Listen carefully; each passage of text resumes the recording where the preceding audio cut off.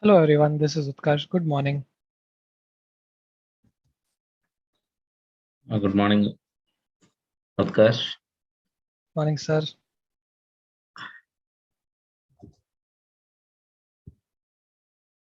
So we have, I think, quite a few attendees already on the call. Let me know when you would like me to start or if you would like me to wait. So, sir, we'll start within 1 or 2 minutes, sir. Participants are joining. Sure, 2 sir. minutes. Yes, sir. Good morning, sir. This is Dr. Padma, sir. Hello, Dr. Padma garu. Nice to meet you again. Sir, thank you, sir. So, warm welcome to our STTP, sir. So, almost 70 members are registered, sir, actually. Recording in progress. Now only 27 members are there, sir, here in the meet. So, let us start. Let us wait for a few minutes, sir, so Sure. that most of the people will be joining within this. No problem.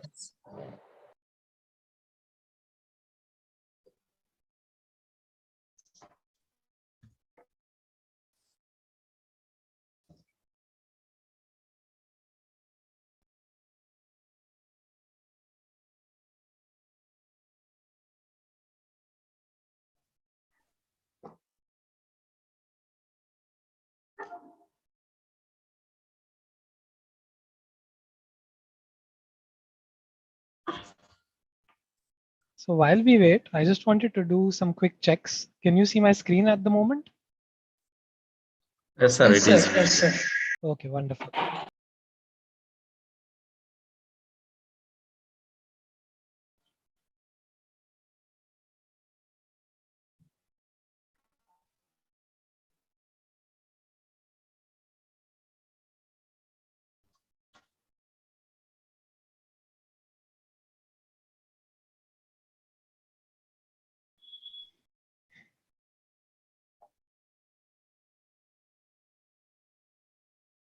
So while we wait also for our other colleagues to join in, I'm also curious. So what, and I wanted to ask this question so that I can determine how we want to use our session.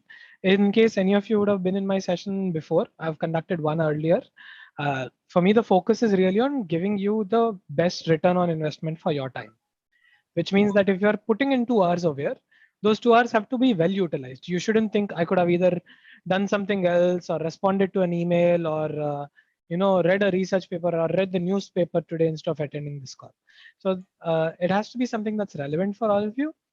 So if I could just ask those of you who are on the call to type in the chat, what are you looking to get from this session? What idea or what will be a good value for you if you were to get something out of this session?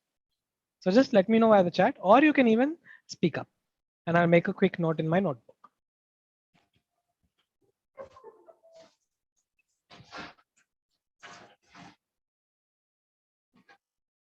So anyone wants to do the boni?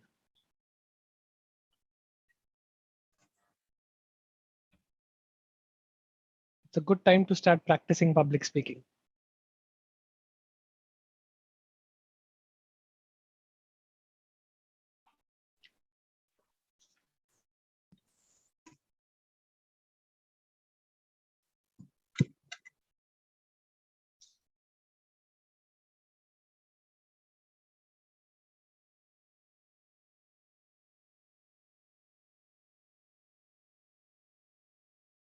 All right, I think we are still a little audio video shy. Maybe I'll wait for a little while longer for everyone to join in and then I'll repeat this question.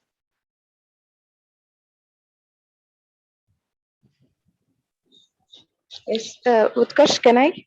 Yeah, please. Yes, good morning. And you're so young, seems energetic. We hope we'll get a lot of information from you. Actually, public speaking, everyone, they speak on the dais.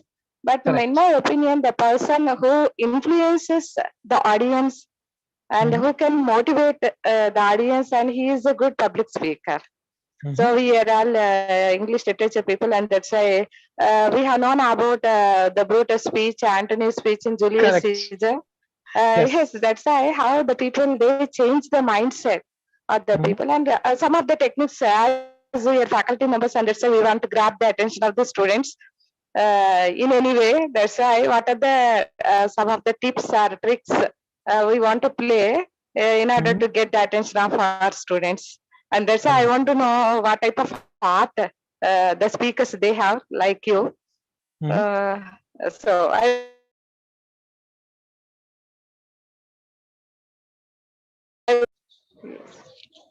Wonderful. All right. Thank you, Fani Kumari madam.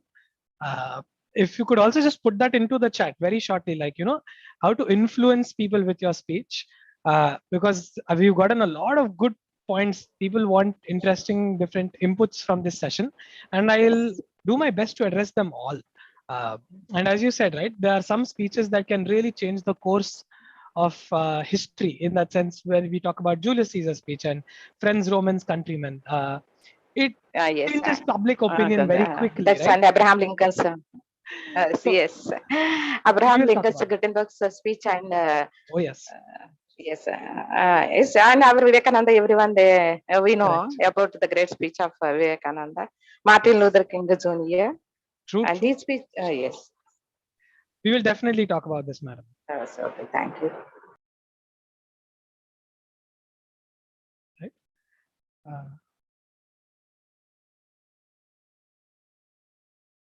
So,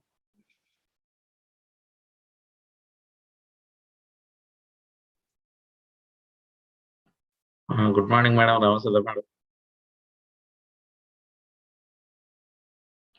Namaste, madam, online.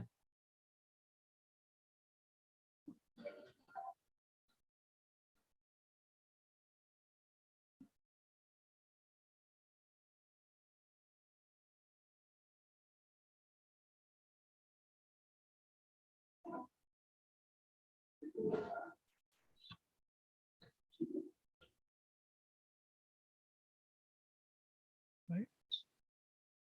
So I saw a lot of good chats. We've looked at from Dr. Radha Devi Garu saying, how do you attract and retain the attention of the audience? Attraction, you might still be able to do sometimes, but how do you retain also their attention constantly? That's a key one.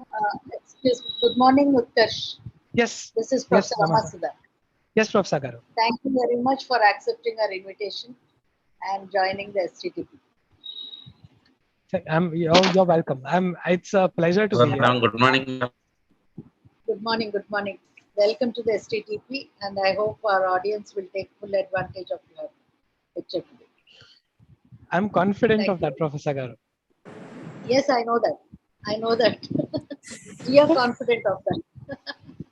Yes, thank you very much.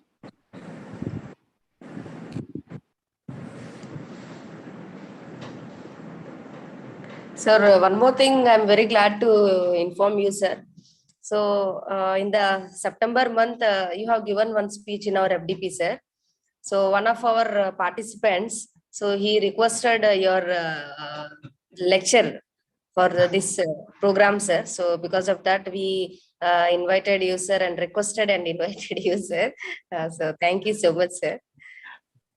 Thank you very much. No, it's something that I've anyways been very keen on doing, which is building again strong connection with universities in Vizag. Since I've come back here, I owe a lot of who I am to this city.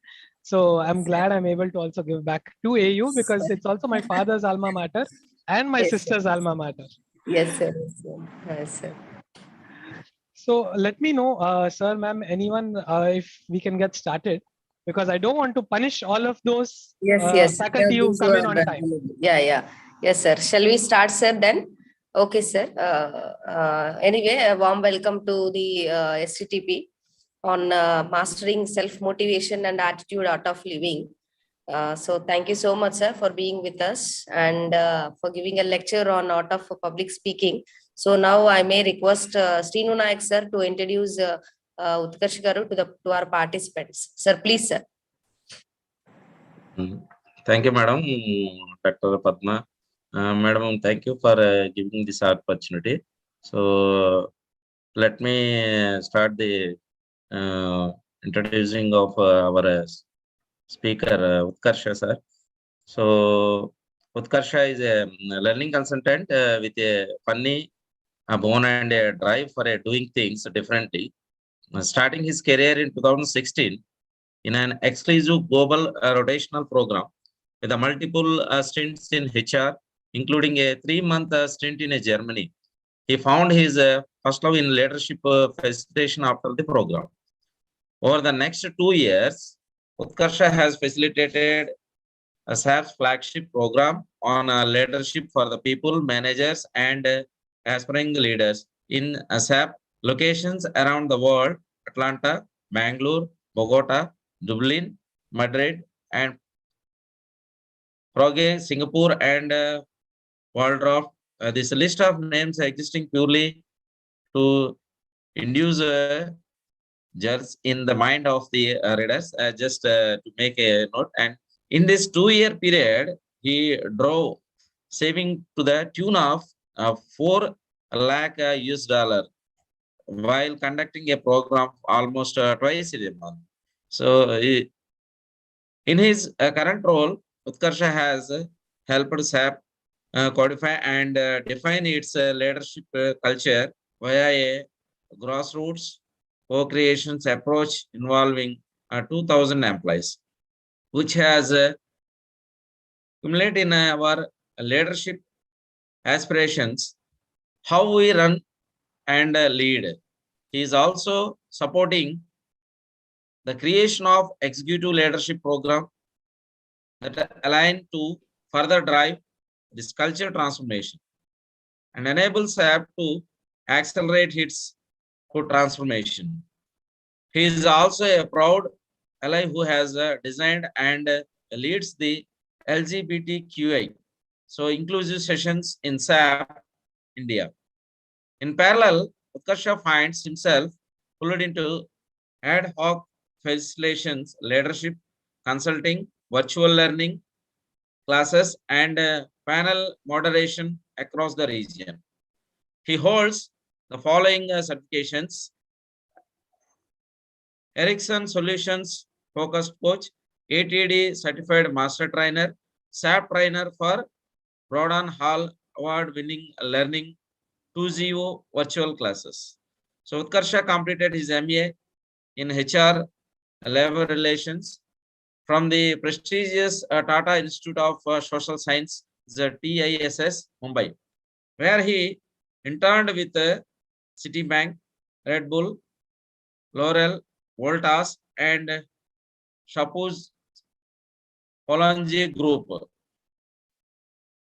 While on campus, he also participated in multiple case study competitions, emerging as a winner and a finalist in the Asian Paints Canvas, Tata Steel, Aton, and RPZ Billiard. If you are still reading in this summer, so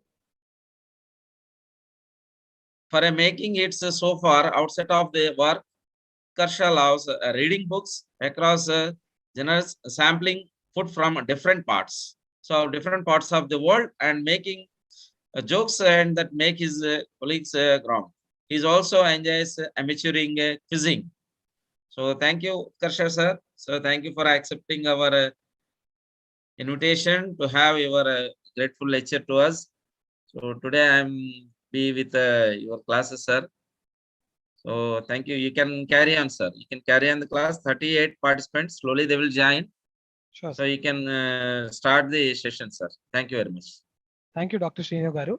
And this is also one learning for me now. I should keep my LinkedIn bio shorter now because it's definitely a bit too long. So this is an indication that I really enjoy speaking and talking and even typing.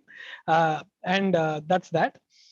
So we've looked at a couple of hopes that each of us have today, right? Which is like, how do we attract and retain the attention of the audience? How do we keep their attention? What do you think about, or how do you decide on a topic that you want to speak on, right? So we will address all of these. And just one quick thing is, in case I forget to address one of your questions, just at any point in time, you can pause, or whenever we have a break for questions, like say like, hey, this thing didn't get addressed yet, Utkarsh, and I will be happy to pick it up. right? So currently in the slides that I haven't exactly covered Vamsi Krishna Garu's point, which is how do you think about which topic to prepare for. But I can definitely talk about it and share what are my like mental processes that I use to kind of make that decision. All right. So with that being said, maybe just one more question, which again helps me to do some good calibration before we jump into the content pieces, which is what are the different platforms that uh, all of you as faculty do your public speaking in? I'm guessing classroom will be one, paper presentations in seminars will be one. But so like if you could just let me know by and large, where all do you find yourselves having an opportunity to do public speaking?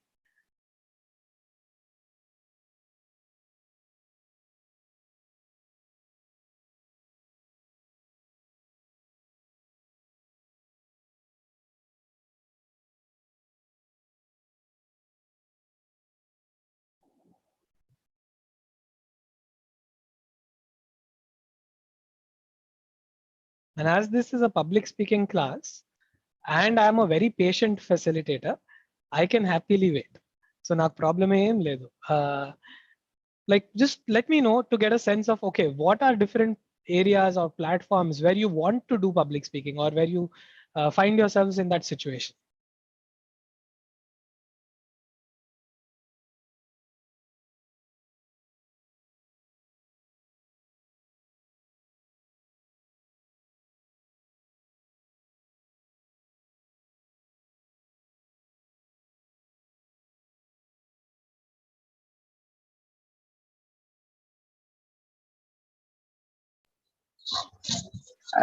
Other than classrooms and presentations, Utkarsh? Yeah, like other Yes. than that, where else? Yes.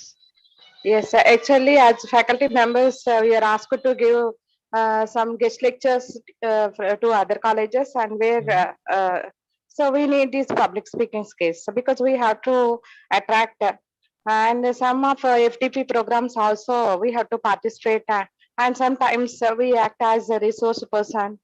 At the time also we need these public speaking skills. Got it, madam. All right. Thank you, Padma Garu. Thank you, వినపడట్లేదు. Vamsi Garu and Annapurna Garu also on the chat. Mostly for seminars is what I'm getting.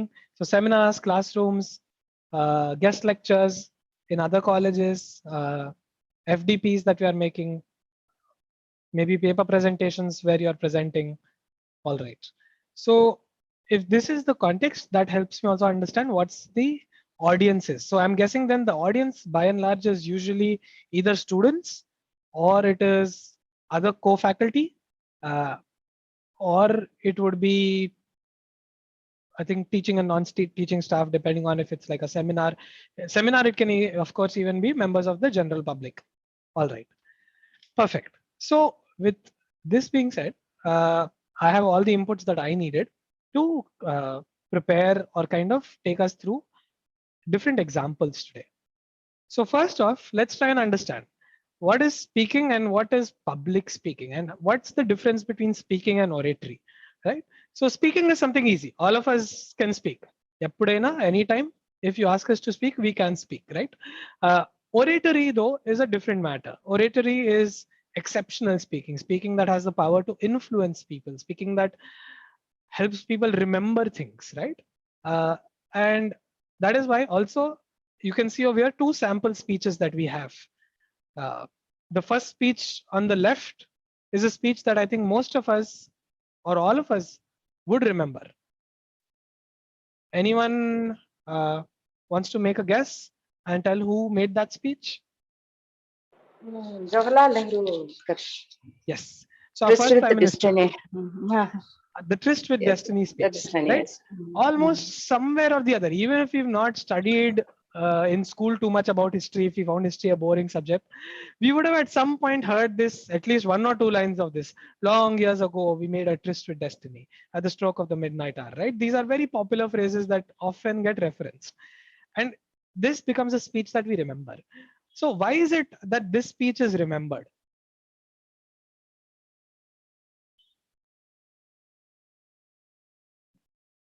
What are the factors that contributed to this speech being remembered?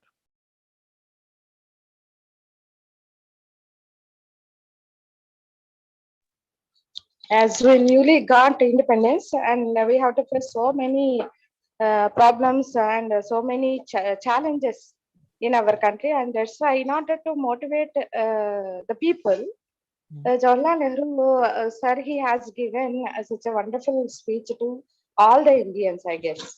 Yes, yes, funny girl. And that is true. Like, this is a speech we remember because it was at a critical point in time, because it is a very well written speech, probably a speech that was prepared multiple times, reviewed by both Prime Minister Nehru, plus I'm pretty sure some of the secretaries who were working at that point with him, right? So this would have been a speech that was created, refined, further refined, and then made perfect.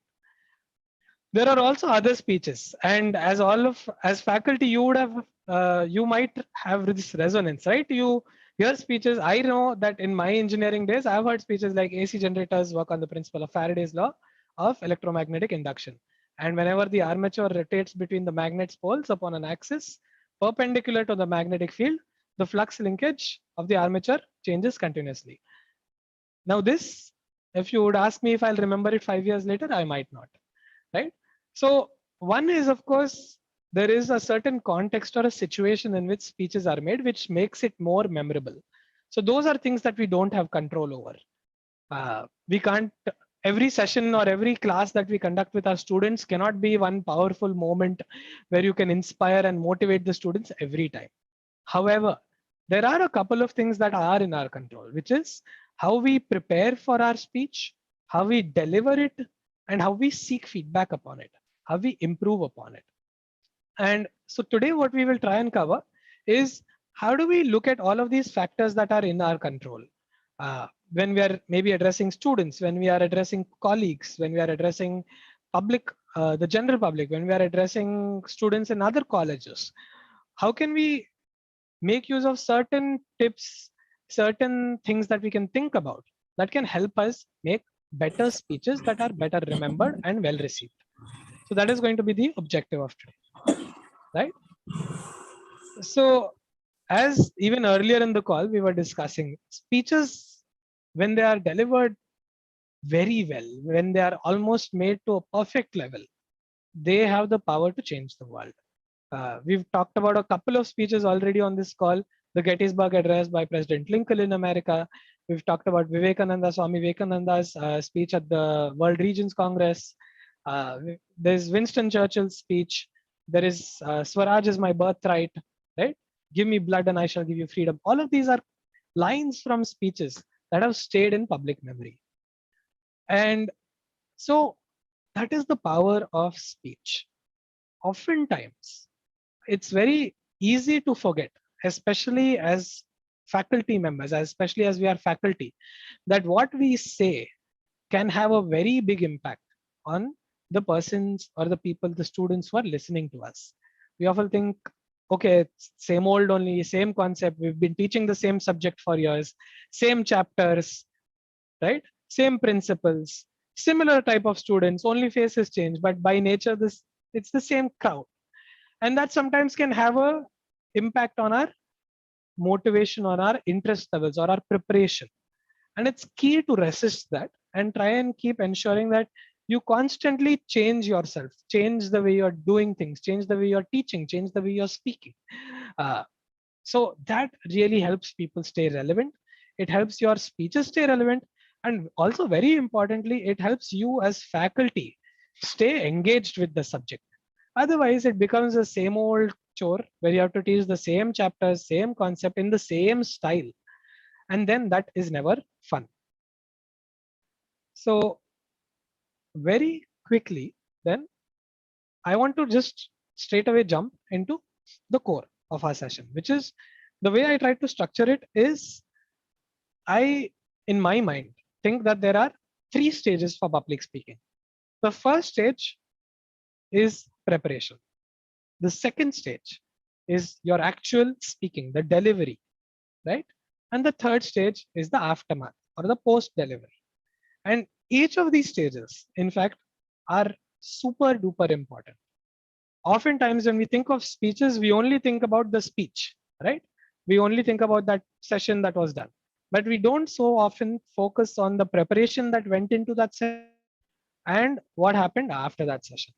So simply also, do you think that Winston Churchill just made this speech extempore? Just it came to his mind and he immediately said it? Yes or no?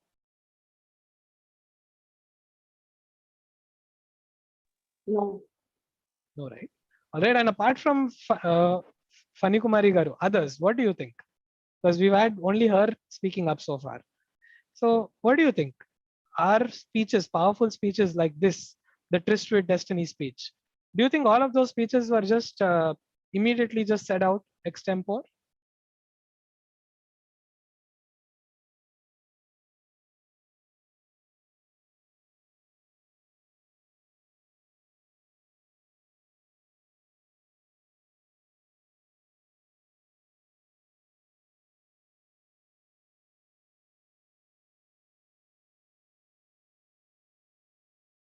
I'm waiting for more voices to start speaking up.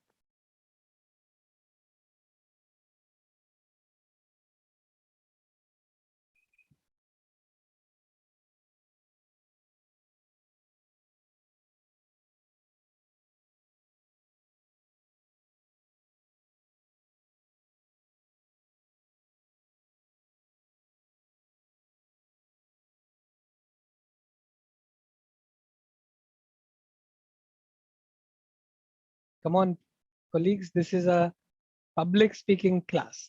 So we have to be comfortable to speak English, Telugu, Hindi, anything. But it's important that we have a good conversation. So what do you think? Were these speeches just extempore? Made on the spot without preparation?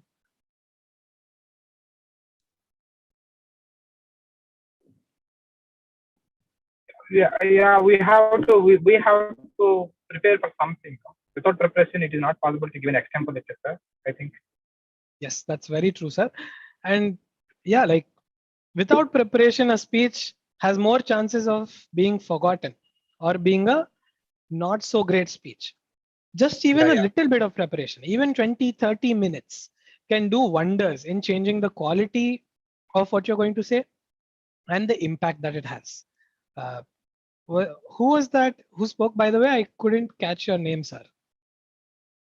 Yeah, actually, I'm Dr. Pratap, sir. Dr. Pratap. Okay, thank you, Pratap Garu, Dr. Pratap Garu. Thank you for that. And let's keep having more voices on the call. I will keep insisting for it. I've also been on the other side as a attendee on such calls or as a student myself. And we used to, at least when I was doing my bachelor's, faculty used to say, roll number 49, give us the answer on this. Over I don't have any roll numbers, nor will I seek to say like randomly pick up people.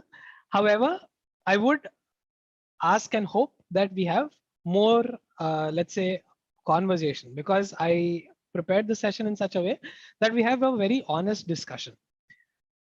All right. So now that we have talked about preparation, the question over here is how much time do we put in for preparation when we are teaching in the classroom, maybe? Or how much time do we put in for preparation when we are going to a seminar or preparing a guest lecture? I don't want a number, but it's something for us to think about. We all want to be great public speakers, but unless we are also going to make the effort to prepare and create a powerful speech, it's not going to be easy. So very quickly again, what things do you do? How do you prepare for your any of these public speaking events? How do each of you members prepare? What are some things that you do and try?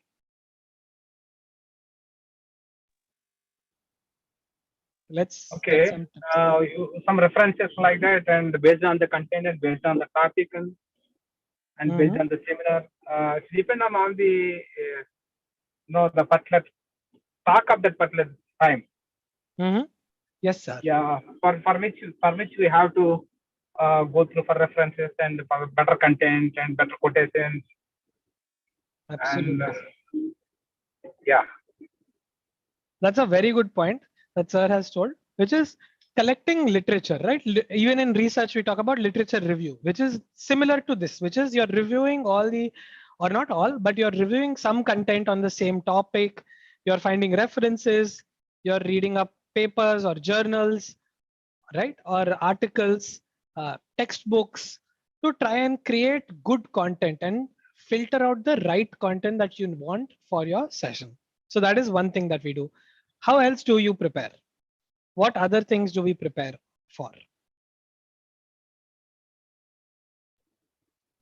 Anyone else who wants to share? What else do you do in your preparation? Yeah, we have to prepare some kind of synopsis, synopsis like the synopsis and important points like that, which could be, explained well at the at the point of time of giving public speaking. Yes, sir. Again, a very key point, which is what is the core of your speech? What is the key messages, which is the synopsis slash the important points, which is basically our method to say, okay, if we want our audience to take away 3 points from our entire talk, the 3 points should be 1, 2, 3. And that should be very clear in our mind, which is what are the 3 things or what are those key points that I want the audience to remember after the speech is done. Fair enough. All right. Any final voice? Anyone else who wants to share? Apart from preparation, finding out references, reading different literature, identifying the key points or the synopsis, how else do you prepare? May I? Yes, ma'am. Yeah. Usually I follow the 4 P's: planning, preparation, practice, and performance. And obviously organization of the content, as the speaker before was mentioning. How do we organize the content? In the first phase, how do we attract the attention of the audience and gradually move into the points to be conveyed? So that's how I follow. So practice makes a lot of difference, and the target audience also. We have to match the target audience. Yes, that's all from my side. Thank you. Thank you, Dr. Radha Devi Garu. And we've gotten pretty much the session is done because within all of you itself, we've come up with some very solid points that need to go into preparation.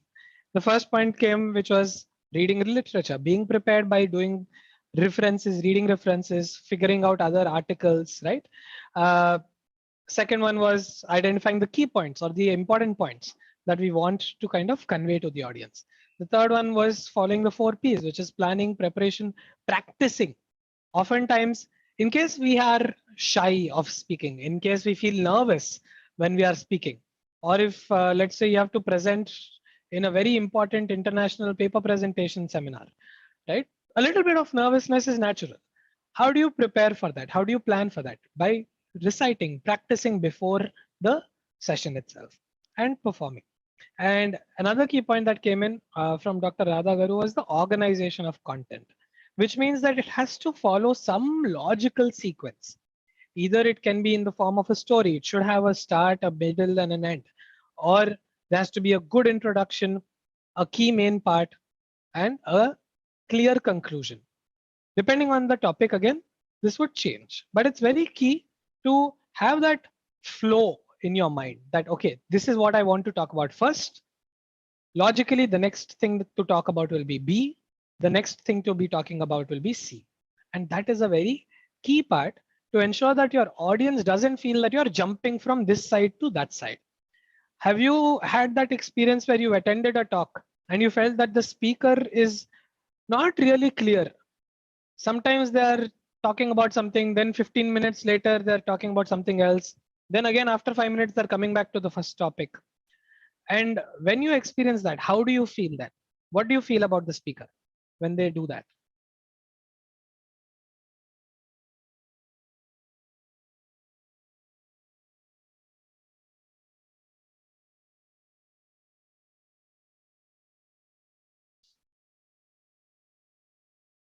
So often you might think that, okay, maybe the speaker is not well prepared, or you might think that they've not thought things out.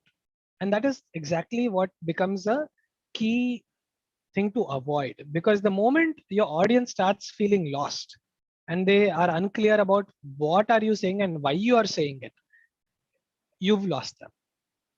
So now let's look at preparation. There is this very famous quote, and as I was doing my research for this session, I've seen that this quote is attributed to multiple personalities. Some people say Woodrow Wilson said it. Some people say Mark Twain said it. Some people say Winston Churchill said it. I've gone with Woodrow Wilson. And the key point over here is that once the president was asked how long it would take him to write a speech, and his answer was, it depends. If I have to speak for 10 minutes, I need 1 week. If I need to speak for 15 minutes, I need 3 days. If I need to speak for half an hour, I need only 2 days preparation. If I have to speak for an hour non-stop, I'm ready now. So the key message here is that if you have to make your speech condensed and powerful and impactful, you need to put in a lot of preparation. The corollary or the converse is that speaking for an hour is no difficult task. If you are just asked to speak for an hour, something or the other your brain will be capable of finding to keep stretching the time. And that is where it becomes very important for us as faculty members, and it becomes important for anybody, even in the corporate side of the house, to ensure that we keep the message crisp and concise. The longer you talk, the more likely it is that you will lose the attention of your audience. And that is simply because of our normal attention spans. Our attention spans are actually very, very short. And there is some research that is done which says that people's attention span is probably less than even a minute. It's probably about 20 to 30 seconds. And within that 20 to 30 seconds, if you're unable to keep them interested, then they again start drifting off. So from a preparation point of view, it's very important to really focus on quality, not on duration. It's not about making a 2-hour speech, 1-hour speech, or even a 30-minute speech. It's really about making it as concise as possible so that there is more chance that people are attentive throughout and you've created a better impact. Any questions so far? If yes, like just feel free to put it in the chat, or you can also speak up. I'll wait for a few seconds in case anyone is thinking about something, and then we will move to the tips for preparation.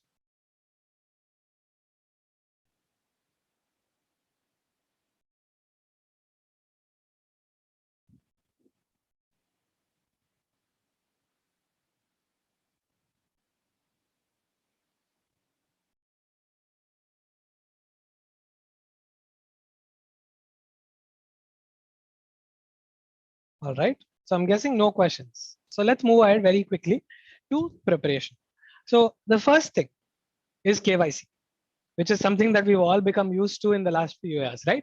So even over here, the first thing that needs to be done is knowing your customers, which means you need to understand who is your audience, what are their likes, dislikes, what is their persona, right? What's their personality like? How do you engage with them? What things do they find interesting? What things do they find boring? So let's take a quick example to understand this point. All of you definitely speak or do public speaking or teaching to your students, right? So all of you conduct classes. And so who are your customers over here in this case?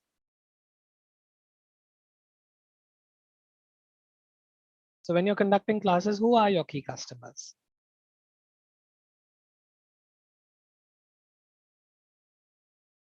Obviously, yes, students. So now, what are some things that we know about students? What do students like? So let's look at this question. What do students like? Students ki em ishtam.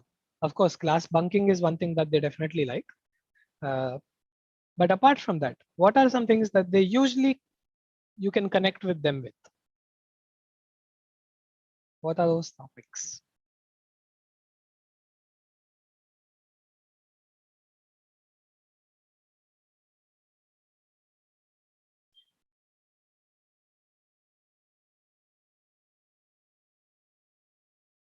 Waiting for some responses.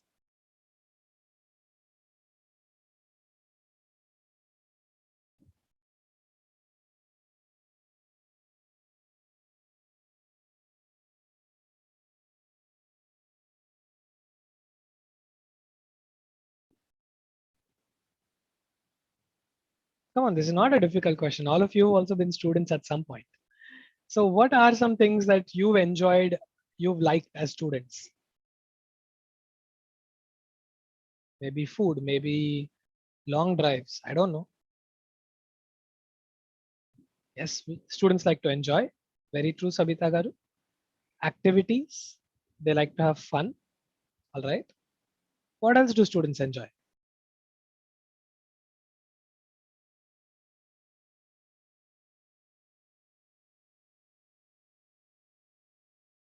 Come on, we've had Sabita Garu and Dr. Radha Devi Garu share. Others also, don't feel shy.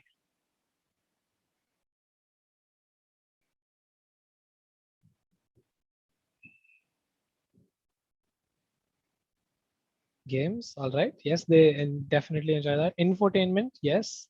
Informational, but in a very nice manner. Absolutely.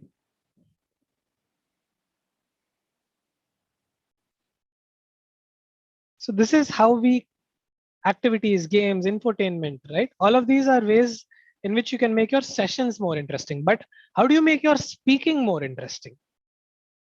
Let's think about how can we bring fun into the way we speak? How can we bring infotainment into the way we speak? How can we bring this lightheartedness when we are making our or when we are covering topics? Any tips, any suggestions? How do you make your class more lively in the way you're speaking? Yes, by asking them questions, by making it very interactive. That's true.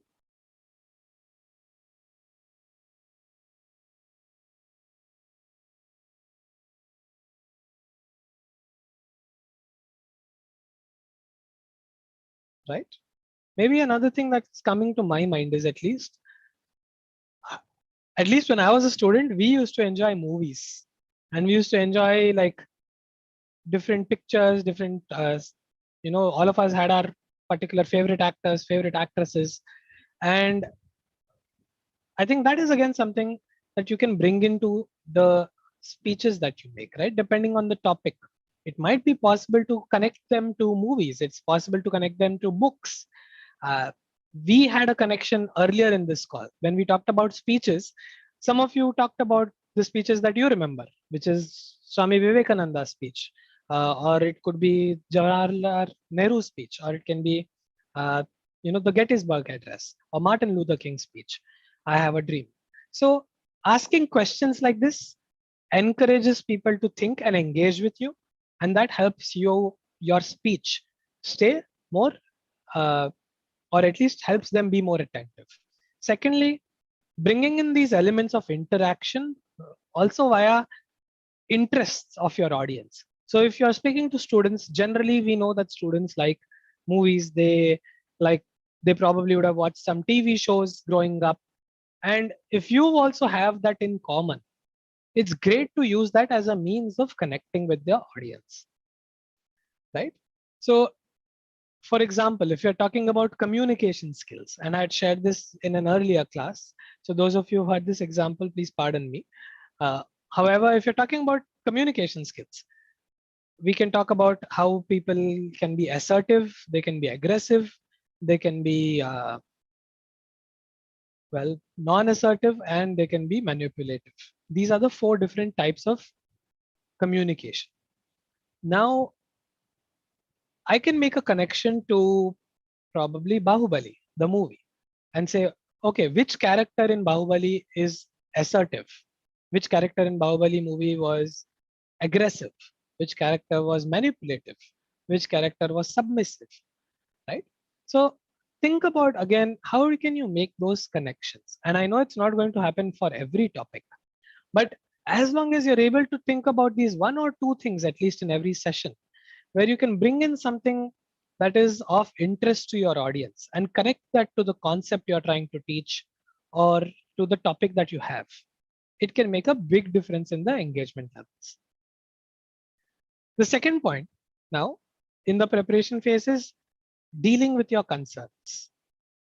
They are likely to be valid. What do I mean by this?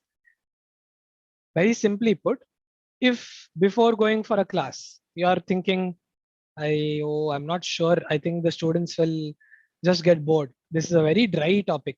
EMF theory is very difficult to explain, right? Or I don't know, the Quit India movement is not something that too many students enjoy. Or philosophical discourse on Immanuel Kant is not something that anyone will understand. So if that is something that you are having as a doubt in before your class, it's important to take some action on that doubt, because all of you have a lot of experience, have a lot of expertise. So if you are having a doubt about something, your gut is telling you that this might not be a fun thing for the audience, you're probably right. So then it becomes really important for you to take some sort of effort to try and rectify or solve for that particular problem that you're anticipating. Next is determine your style. And what this means is, again, some faculty that I've had in my bachelor's and in my master's had a very easygoing style. They would speak and laugh and joke with the students. They would know the students by name. They would walk, instead of standing on the dais, they would walk in the classroom, right? And it used to be a very relaxed atmosphere with them. For some faculty, they used to be a lot more stricter. The focus used to really be on teaching or the content, right? And they used to ask a lot of questions that were theory related, so on and so forth. So it's important for you to understand also what is your style, what can you do and what you can't do. Because it's unfair to expect that all of you tomorrow can start, like making a lot of jokes or like becoming a very different person than you are. So you have to play with your personality and play to your strengths in your personality. So if you're someone who doesn't really enjoy, or you're not someone who's normally very light-hearted, etc., that is fine. Then you keep your focus on creating powerful content that is relevant and important. If you're someone who doesn't like teaching in just about concept, then use that as a strength and ensure that while you're teaching, while you're speaking, you also bring in a little bit of your own personality in it, right? And how do you do that? You can share stories, you can bring your own experiences, and that again helps the audience have a connection. Next, fourth is preparing your talk track. This is all about the preparation that we talked about just now, which is go in with a basic sketch about what you wish to cover in the session. So if you can see my camera, or you can see me on the cam, I also had done some preparation before this call. So I very quickly thought, okay, what are some of the key points that I want to cover?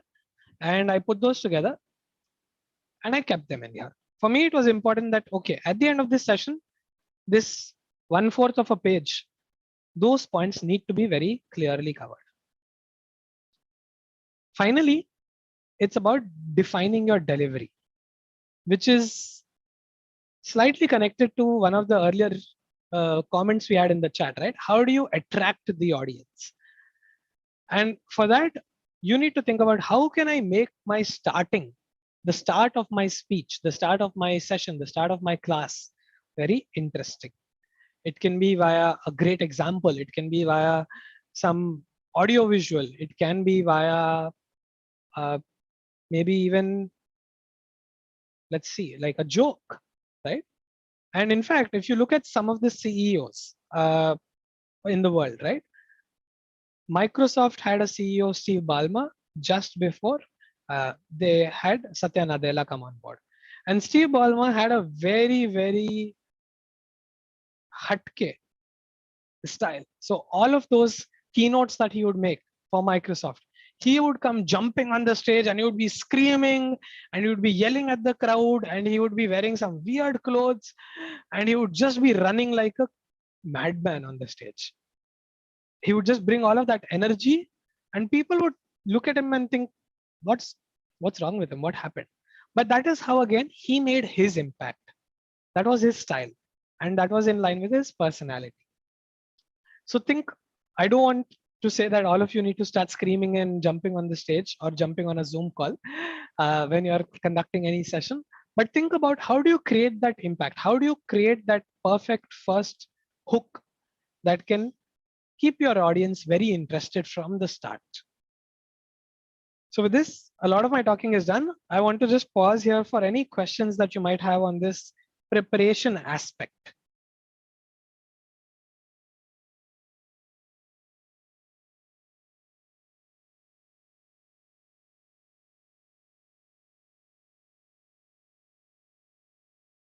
Any questions on preparation?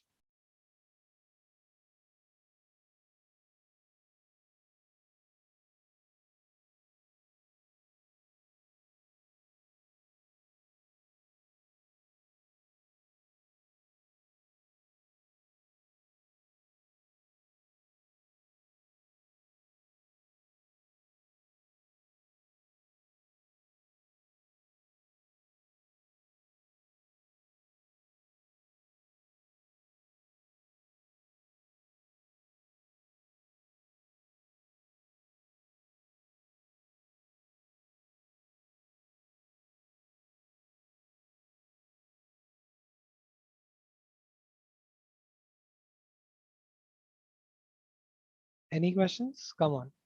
I refuse to believe that there are no questions on this.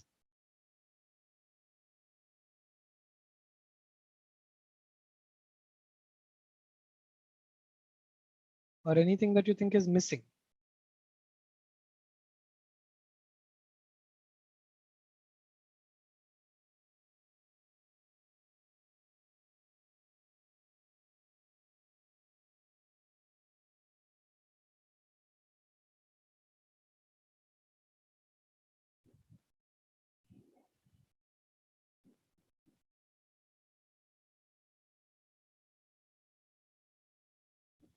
All right. So let's rephrase the question. And let's look at it this way. Let's try and work on this together, which is how can you prepare for a session with students, with your, the students that you're teaching a subject to? What are some things that you can start doing differently now? This is the tips on preparation. Let's have a conversation. So please speak up.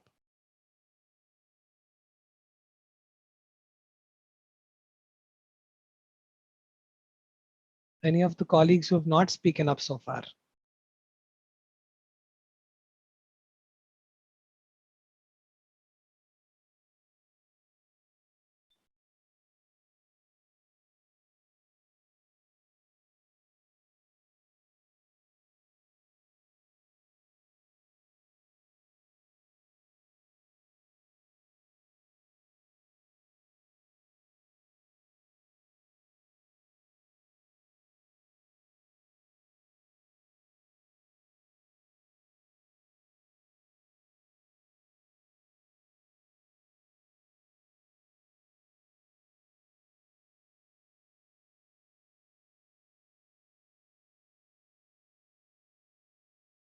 So we have 56 participants on this call, and no one has any question or any suggestions on how we can prepare.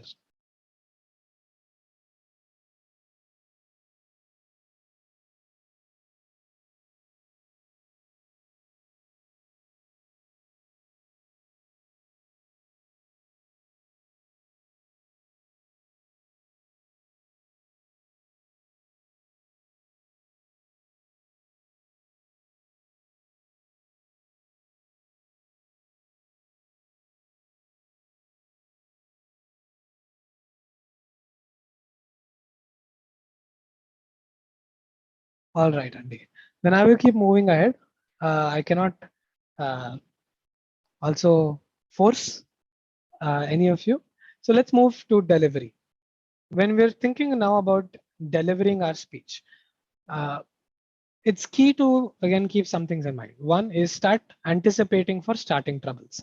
Sometimes when we are starting a speech, and especially if it's in front of an audience that we've not interacted with before, there is a little bit of nervousness that comes in. And it's very important for you to not let that affect you. So sometimes in the start, you'll stumble on a few words, you'll forget something that you wanted to say. It's all right.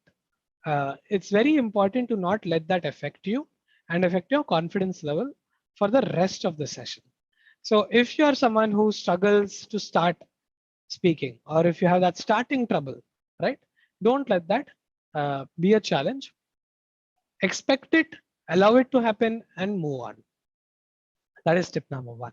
The second thing is find your friends. Make eye contact with them. So in both ways, when we are speaking about physical sessions, if you're speaking to a group of 100 students or 50 students, right? There'll be some students who will be looking down on their phone. There'll be some students who will be looking up in the sky. There'll be some students who will be looking at you. There'll be some students who will not be looking at you.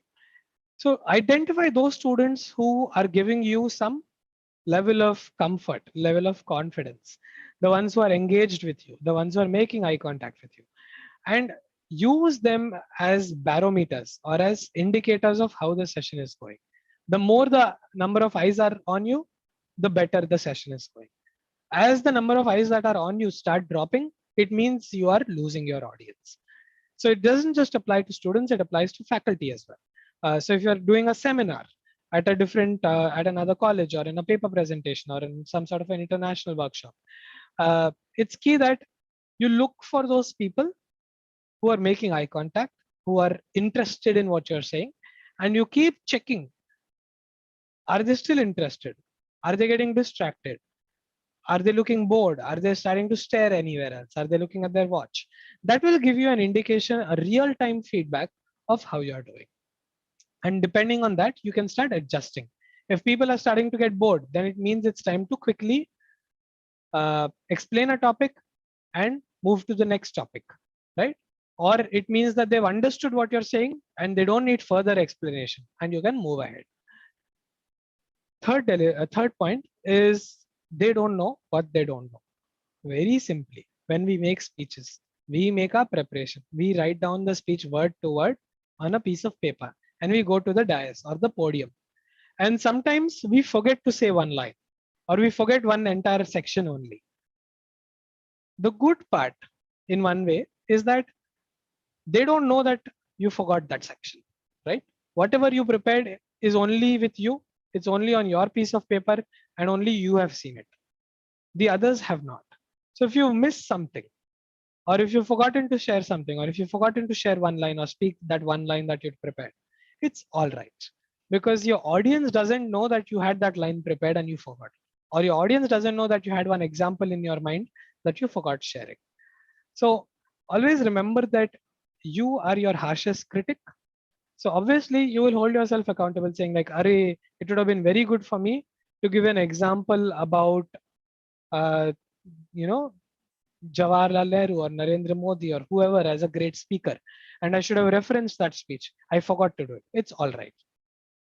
Next, it's important for you also to communicate and not confuse. What this means is, what's most important is not your English language, your grammar, the big words that you use. It's what's important is that the other person understands what you're trying to say. So try and also get a sense of your audience in that manner, which is, how can I communicate in the easiest way with them? Keep your English simple, keep your language simple. Feel free to start using vernacular language, local languages also, if you feel that that will help your audience stay connected. So it's very important to do that and not get caught up by just using powerful sounding words, etc. It has to be very simple and it has to be easily understandable. Finally, give a kiss to your audience. KISS over stands for keeping it simple, silly, which means basically whatever you're trying to say, it has to be simple. No point in going around the bush and telling a 10-minute katha to just make one statement, right? So it's very important that you keep it very simple. Your speech has to be simple so that people can understand it, they can digest it, and then they can remember it. The longer, the more complicated you make your speech or your talking points, it becomes more difficult or you're challenging for your audience to follow what you're saying. All right. With this, now we are moving towards the third part, which is the aftermath or the post delivery. And after this, I think we'll also have quite a lot of time open. So it means that you'll get a lot of time back in your hands, unless we start having some very honest or very open Q&As over here. All right.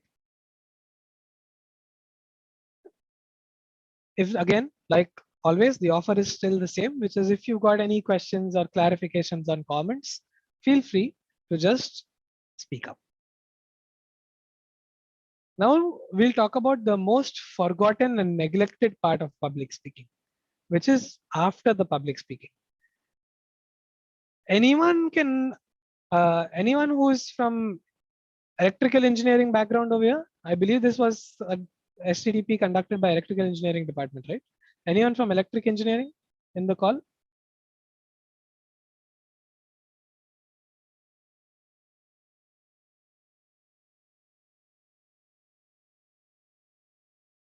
Anyone?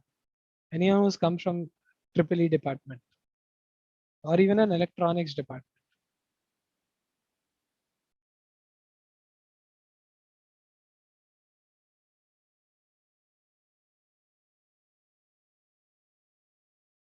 Okay, I'm guessing no. All right, so this is something that I had learned in our engineering in one of the electrical engineering classes, which is what we call as a closed loop process or a closed loop system. And this was part of a subject called control systems engineering. So the image over here talks about input, process, output. However, there is also one more loop that makes this a closed system, which is a feedback process or the feedback loop. And a feedback loop is critical for setting up a closed system, which is a more stable system. Why am I telling all this technical jargon? Is basically to make this simple point, which is unless you're taking feedback actively and in a regular manner, your public speaking is never going to improve. It's very important for you to understand what worked well, what didn't work well, so that then you can figure out what you need to do differently the next time. And very three simple things that I do personally. First is I try to identify someone who can give me detailed feedback. Find a reviewer. So if you're, let's say, conducting a FDP, right? You might know one or two faculty on the call who will be your participants. You can just simply speak to one of them before the call and tell them that I'm planning to speak about this topic. I want you to give me feedback on how I did on these parameters. Maybe some of you might say, I want feedback on the content. Maybe some of you might say, I want feedback to know, was I engaging enough? Was my voice like, interesting, and was I keeping the audience engaged or not? So decide what is it that you want your reviewer to give you feedback on, and ask your reviewer to give you that feedback after you finished your session. The second is to set up a formal feedback loop, which is having a formal way for people to give you feedback.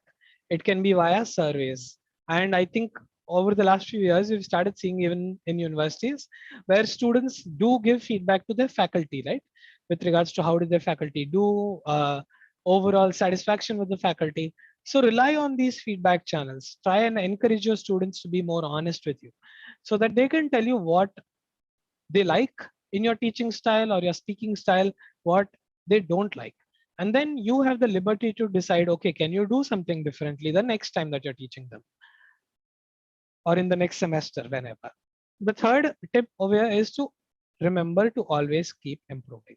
This becomes especially critical when you've been in the same field for a long time and you're teaching maybe a same subject. Maybe it's communications engineering, or maybe it's wireless networks, or maybe it's financial accounting, right?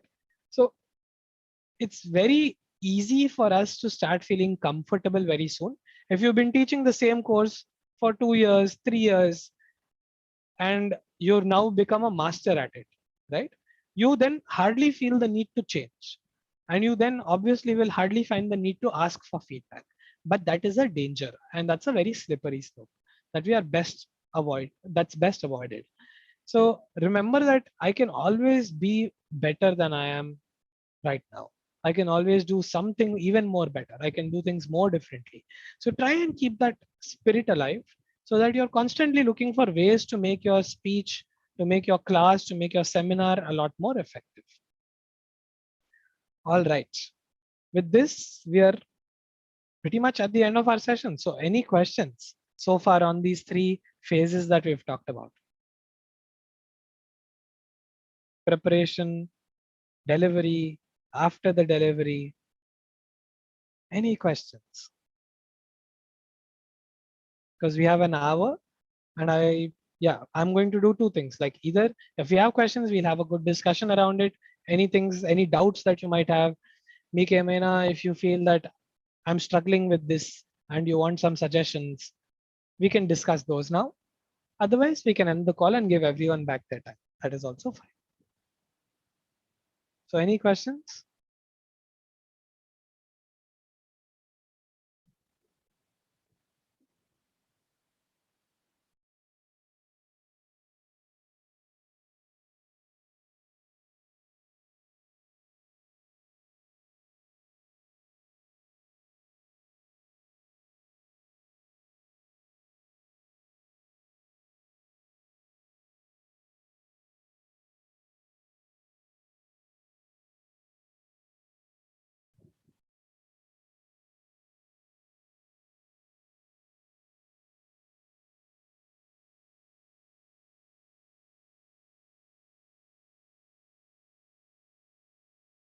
All right, so we have a question coming from Sabita Garu. Can I ask students to give feedback after the class? Definitely, I think, why not? Students might feel a little weird. They might be surprised. Why are you asking them for feedback? It might not be after every class, every day, but you can always at least identify 1 or 2 students, or you can ask all of the students also that, okay, and it's very important to be transparent also. So if you are going to tell them that I want to try and make classes a lot more interesting for you, I want to do things differently, or I want to be more engaging, what would help? And they might give you some good feedback. They might give you suggestions also that if you could try this, I think we will like it. So identify those 1 or 2 students, or maybe your entire class also, and you can ask them feedback definitely in a very simple manner, that what would they like. Maybe your students will also be like this class today, right? Most of us on this call almost all of us have been very, very quiet, but there might be 1 or 2 people who will speak up. Aruna Garu, so can you please speak up and tell me what the topic is? You said bringing more interaction in online class. So are you saying, like, the question is, how do you bring more interaction in online class, or something else?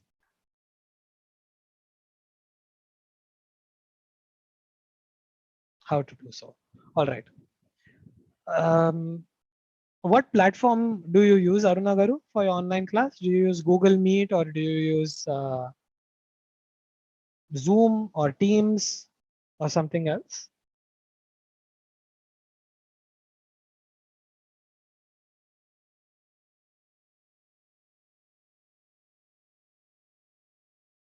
Because depending on that, there are different options that you can have.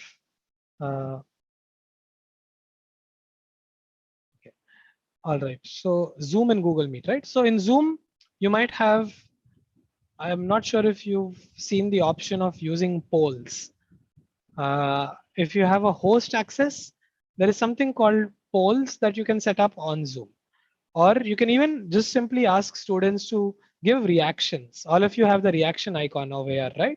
So there are all of these different reactions that can be given. If you want people to clap, there is clap. If you want to ask students, are you following me so far? You can ask them to give you a thumbs up. If they've got doubts, they can raise a hand, right? So there are a lot of ways in which you can keep interacting with them. Another option is to use polls. There are websites also where you can create and design polls. One of them is menti.com. And these are good ways for you to like bring more interaction, because in the classroom, you have all of them in front of you. You can quickly talk to them. You can make jokes with them. Even in an online format, you can make jokes.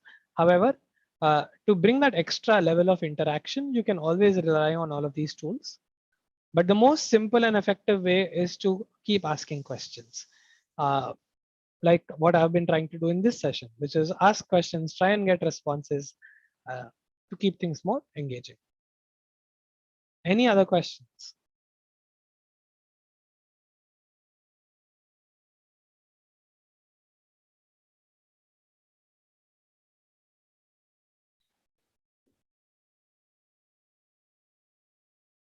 All right.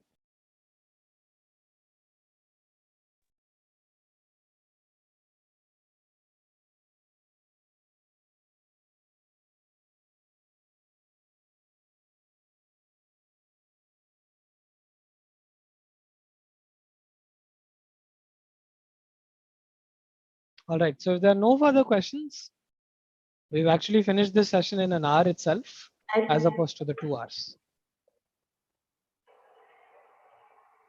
I think, sir, if we ask them to open their video, it will be also useful for us. They'll I be would very love. attentive. I will. Oh yes, that's a very good suggestion. Definitely. Asking people to turn on their video also helps. It kind of almost pushes you to seem more attentive on the call. That is there. Yes. But any other questions? Anything else about public speaking? Any doubts that you have? Any fears that you have? Any things that you find challenging?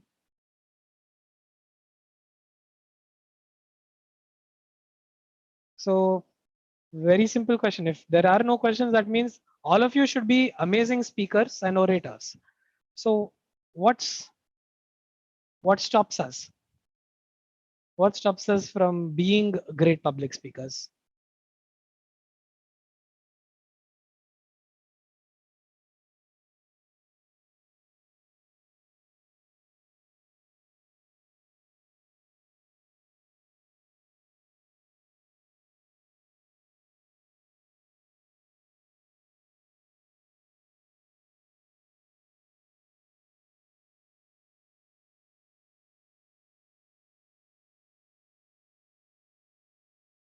All right.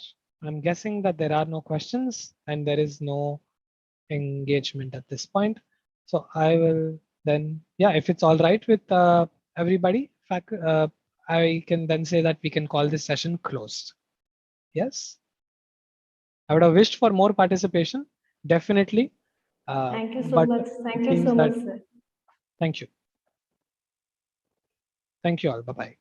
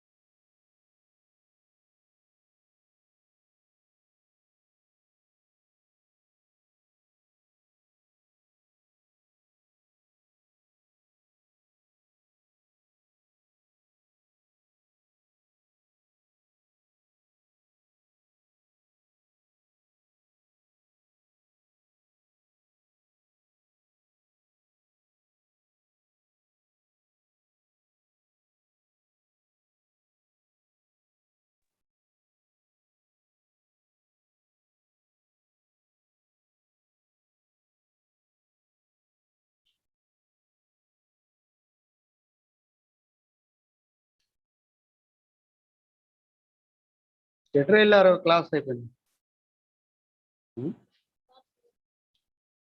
చాలా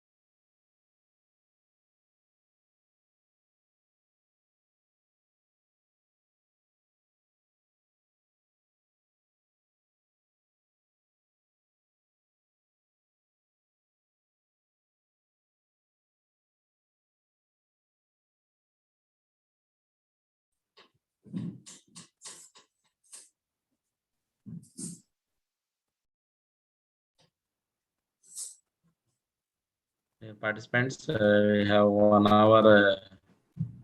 We'll have next session, Professor Ramji, former Vice Chancellor.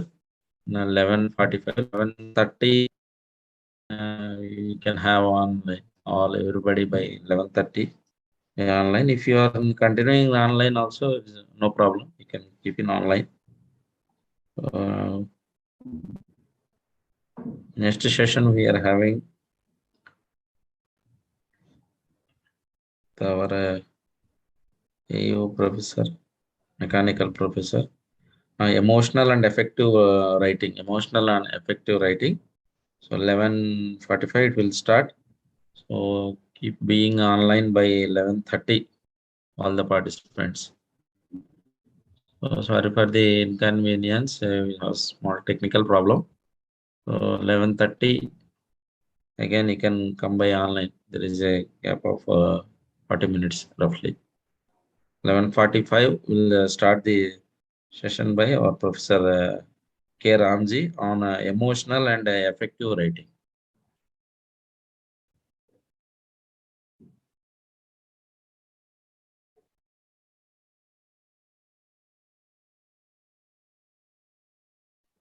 Sir, hello, sir.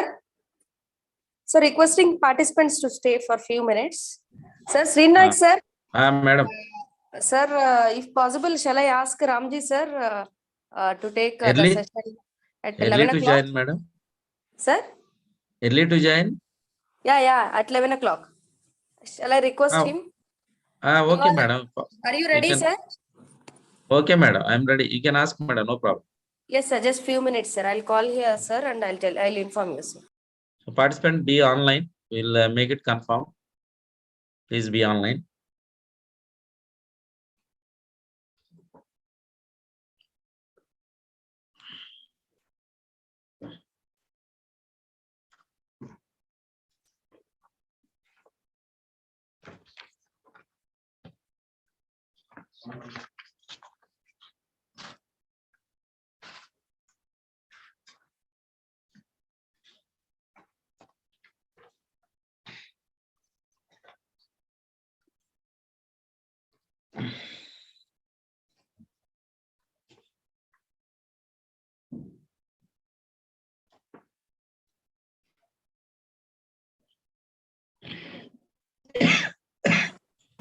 Sir Srinath sir, sir said that he will be joined at by 11:10, sir.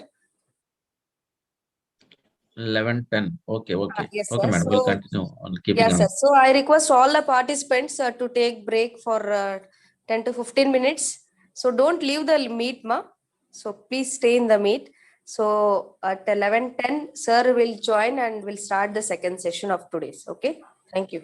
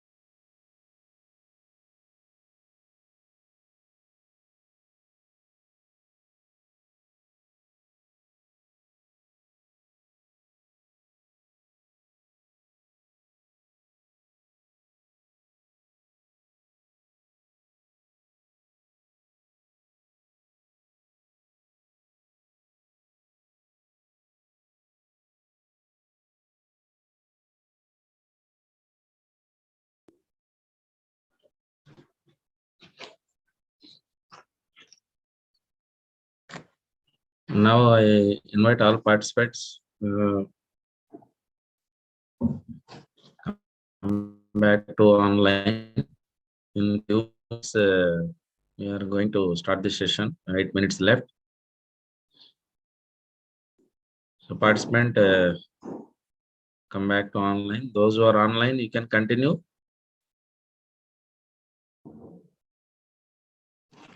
Informing make possible to come back the remaining participants.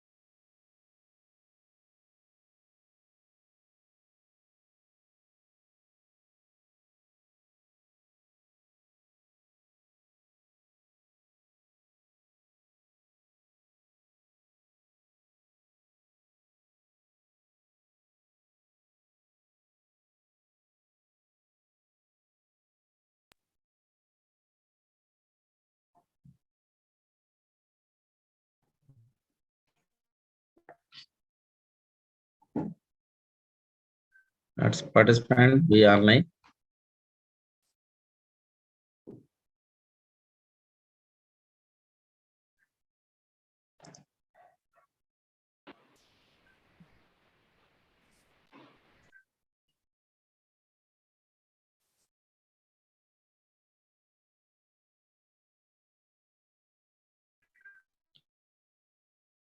Madam.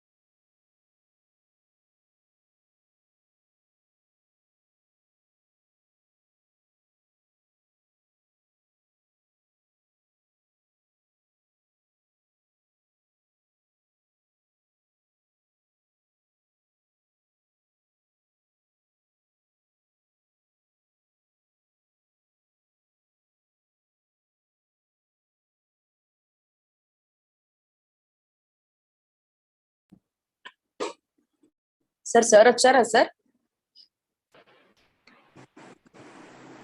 Good morning, Ramji sir.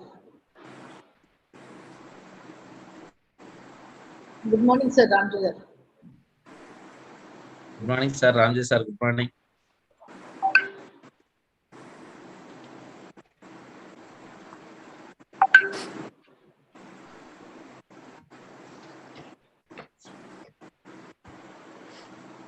Ramji sir, audio mic and change. Oh, okay, good morning. Sir, good morning, sir. Good morning. Sir, good morning, sir. Good morning, good morning.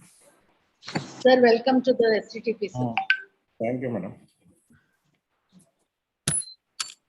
Yes, Renu Naik, you can start introducing, sir. Thank you, madam. Once again, good morning, participants. I'm happy to introduce Professor and former Vice Chancellor of Ambedkar University and in charge Vice Chancellor of Nagarjuna University, Professor K. Ramji sir. So, Dr. K. Ramji sir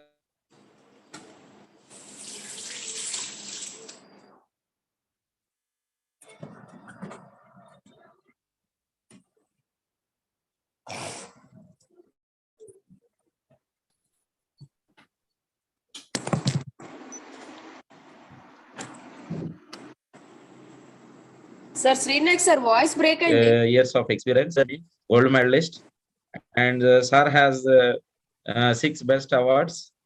Among those, best teacher award from government of Andhra Pradesh in 2010, and best engineer of the year award from the government of Andhra Pradesh in 2010, and Dr. Sarvepalli Radhakrishna award for the best academic in 2007, and the best research award from the government of Andhra Pradesh 2006.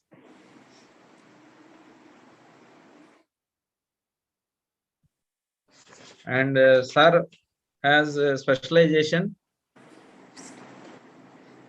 vehicle dynamics, fire mechanics, CAD, machine design and robotics, mechanism and signal nanotechnology and nano composites.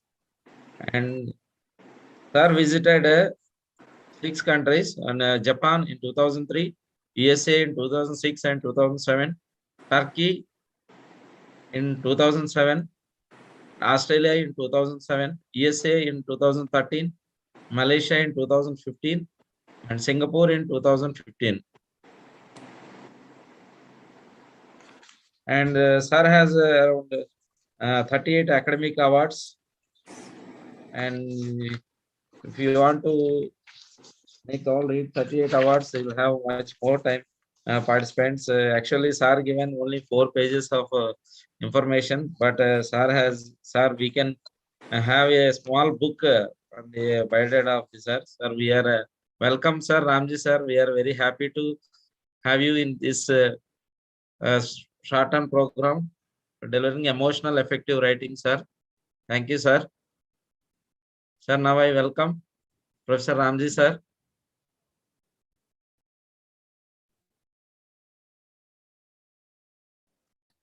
Once again, good morning to everybody. And I'm thanking the organizers, Professor Ramasudha Madam and Dr. Padma Madam, as well as Srinu Naik, Dr. Srinu Naik,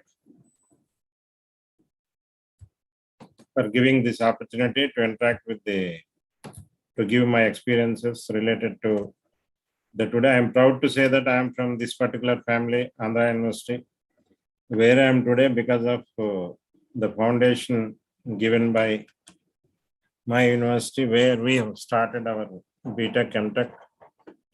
And for me, they have given QIP permission to do PhD at IIT Roorkee. So that's why the foundations are from this particular university. Once again, welcome to this 1-week online AICT short-term training programs that is on mastering self-motivation and attitude, art of living. See here, this is one area where attitude and culture is very, very important nowadays. Automatically, these two are inbuilt in every person. That we obviously start motivation, ethics, values, and these are the things automatically will come. These are not we can teaching the issues. But once again, I'm congratulating the entire Department of Electrical Engineering, including HOD, Chairman, BOS, and other members, for organizing such a wonderful 1-week FTP program. See, today I'm going to, my topic is on emotional and effective writing.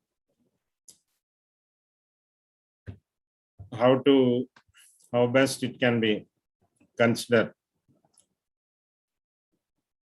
Is it the PPT is visible to you? No, sir. No, sir. No. No. No? No, sir. Okay. Sir, you are audible, sir. Audible and visible. PPT is it already shared, but it's saying not visible. sir, please once stop the sharing and after that you share, sir. So, sir, stop chesi malli share chain, sir. I think some network issue, I think.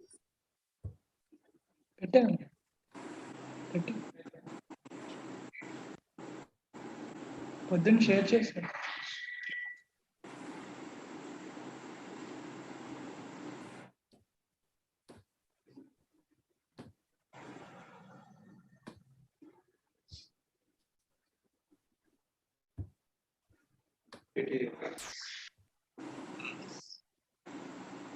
Sir, just your screen came and went, sir. Pardon? Sir, share total screen, sir, then it will come. Entire screen. Where it is there? Share entire screen. It will ask option, sir, when you start sharing. Sir, when you share the screen, it will have an option like a screen. If No, you select, sharing screen is coming, basic advanced files, below share sound, optimize video clip, like that it is coming. no, sir, screen, sir. Sharing Screen, sir. screen only. Click on the screen, sir. Sharing screen.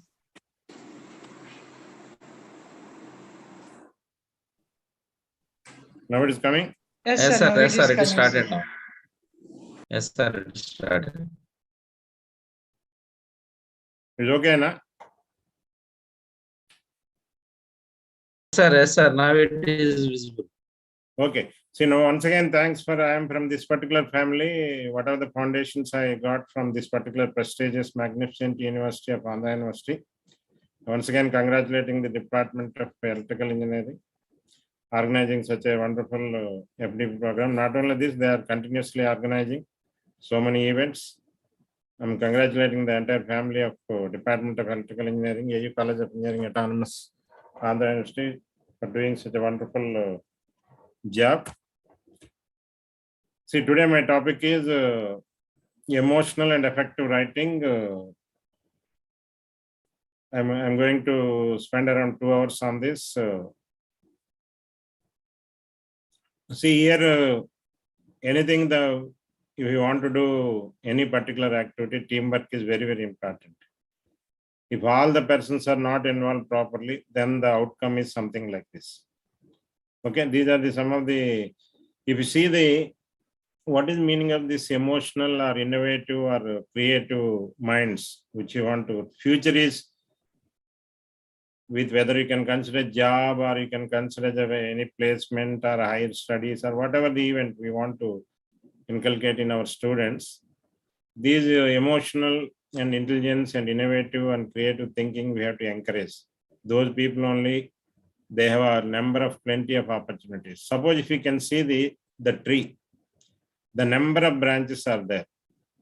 Can we make any system, whether it's a mechanical system or electrical system or electronic system or even computer, the PCB board, can we make number of branches like this? Or a mechanical engineer number of pipelines? Even this is a network pipeline or a process plant pipeline. Can we make branches like this? Still there is a challenge.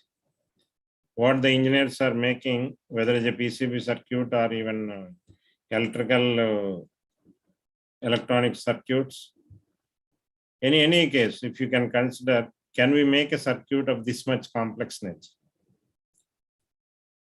Or you take a shell which is naturally available, even if you want to break it, is very difficult to break it. A shell of which is having a high toughness, the fracture toughness, either in this form or in this form. Can we make any material? Nowadays we have smart materials, advanced materials, nano materials. Can we make a materials like this, which is naturally available? That means the nature is giving a lot of things to us. We have to understand how to mimic those things. Or you take an air, that is a fish, shark fish or any fish. Can we make a maneuverability of, like a fish, can we make a submarine or a ship? So this is what the submarine, it is having a maneuverability, but can we make, what are the degree of freedom the fish is moving? Can we make this particular submarine in that form? That is again a challenge for us. These are some of the emotional things which we can try to put in our student minds or young faculty minds and try to motivate. And another simple example is the batteries. If you can see the batteries here, if anybody can give a battery to me to do 1 week or 1 month without charging my smartphone. There are a lot of customers are ready to purchase your a power bank or anything. A cell phone charging without, depend upon the usage anyway, that is there. Even if I am using, let us say 12 hours in a day, can I operate my cell phone without charging 1 week or 10 days? If anybody can supply such a gadget, people are ready to purchase. See, these are lot of creative things one can do. Now we can see another comparison. You can see the bird. If you can compare a bird with flight, this is a passenger flight and this is the fighter aircraft. Why I'm comparing both is passenger aircraft, the vertical separation and horizontal separation is different, the fixed. If you want to travel from Visakhapatnam to Hyderabad, same time 3 flights may be traveling, but all 3 flight vertical and horizontal separation is different, but it is a fixed location. Unless if the climate conditions are changing based on the pilot, the request, they will ATC, air traffic control, will give some permission to change the separation vertical horizontal. But whereas the fighter aircraft depend upon the enemy strategy, he has to change his strategies when you are making a wars. And see, in the 2 cases, if you can see the bird, I hope in Visakhapatnam we have seen Hudud Tufan, that is the bird name, which can travel, Hudud can travel 250 kilometers per hour. Whereas flight is around 750 to 1000 kilometers per hour. Whereas the fighter aircraft, the further increase, or even a satellite, which is in the thousands, that speed. But any of this in a satellite, see the wings are a little bit flexible. But here the not that much flexible. These are the controls. In aircraft, if you take, there are 2000 sensors, actuators. All controls are, these are making controls, putting in the wings. Here, class out bite and the rudder. Class ki bite some of the sensors only allowed to the pilot. See, this is where can we make like bird can land on the top of the mountain or top of the sea wave, or even on the leaf it can land. But for the aircrafts, runways are required. But only difference is if we can make that much, the bird is having, this wing is having a lot of flexibility. But in aircraft, that is the only problem. That's why we need runways. Can we make a system, any system like this? Or you can see we have seen naturally the thirsty crow, how he has done made the churching, done experiment by thinking what thinking process used, and finally this is where we are done in primary or elementary school stories. But if you see, this is an experiment, that is the thinking process which we have to, the emotions and creative innovativeness we have to create among the students. With this, now if we can see the great Indians, the true fathers of Indian civilization, if we can see, father of astronomy, Aryabhatta, who has done work on Aryabhatian. Father of astrology, Varahamitra. And father of surgery, like Susastra and Charka works on some of these things. Father of anatomy, Yogastra.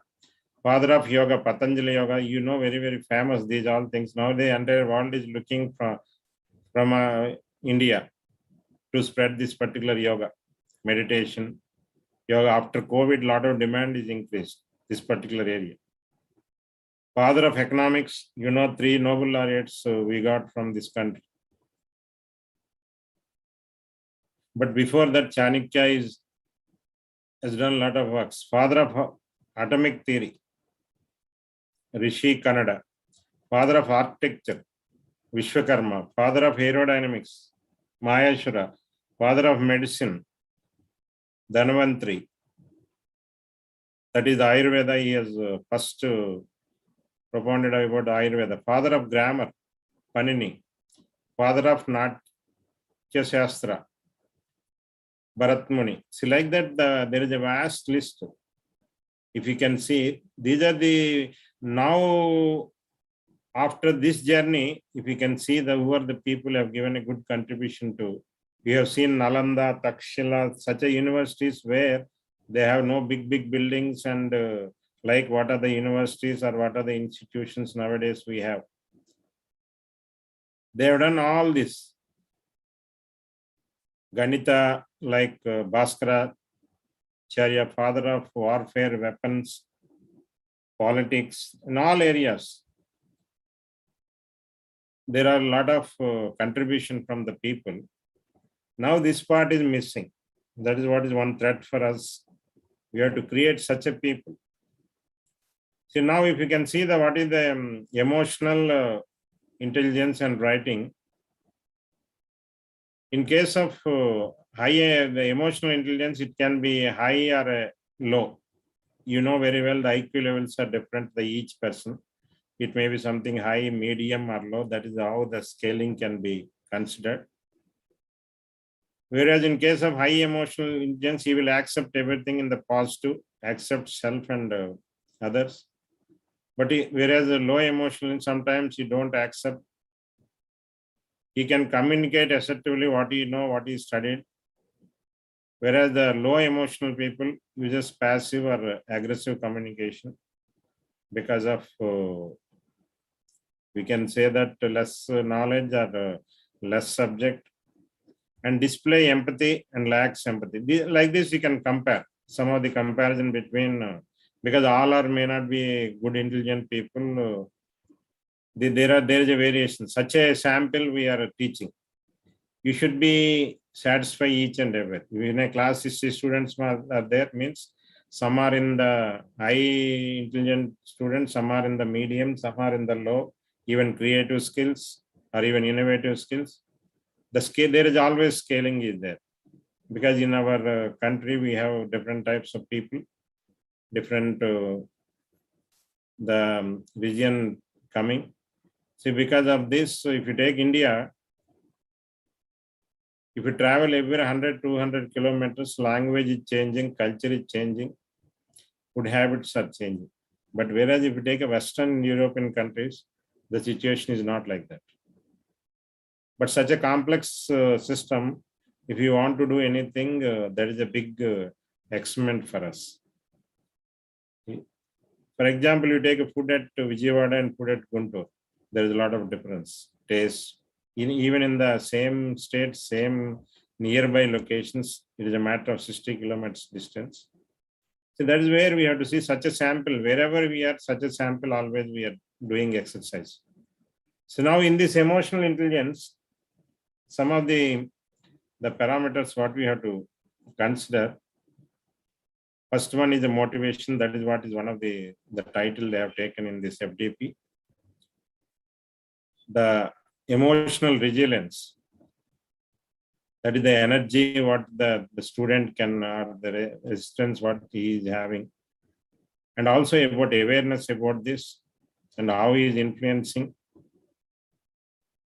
And consciousness and intuitiveness and interpersonal sensitivity. These are some of the important parameters are coming as far as the emotional intelligence is concerned.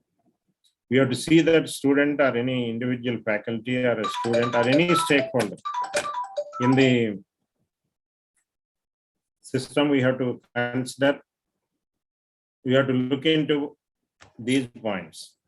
How to rate such any individual by considering all these parameters.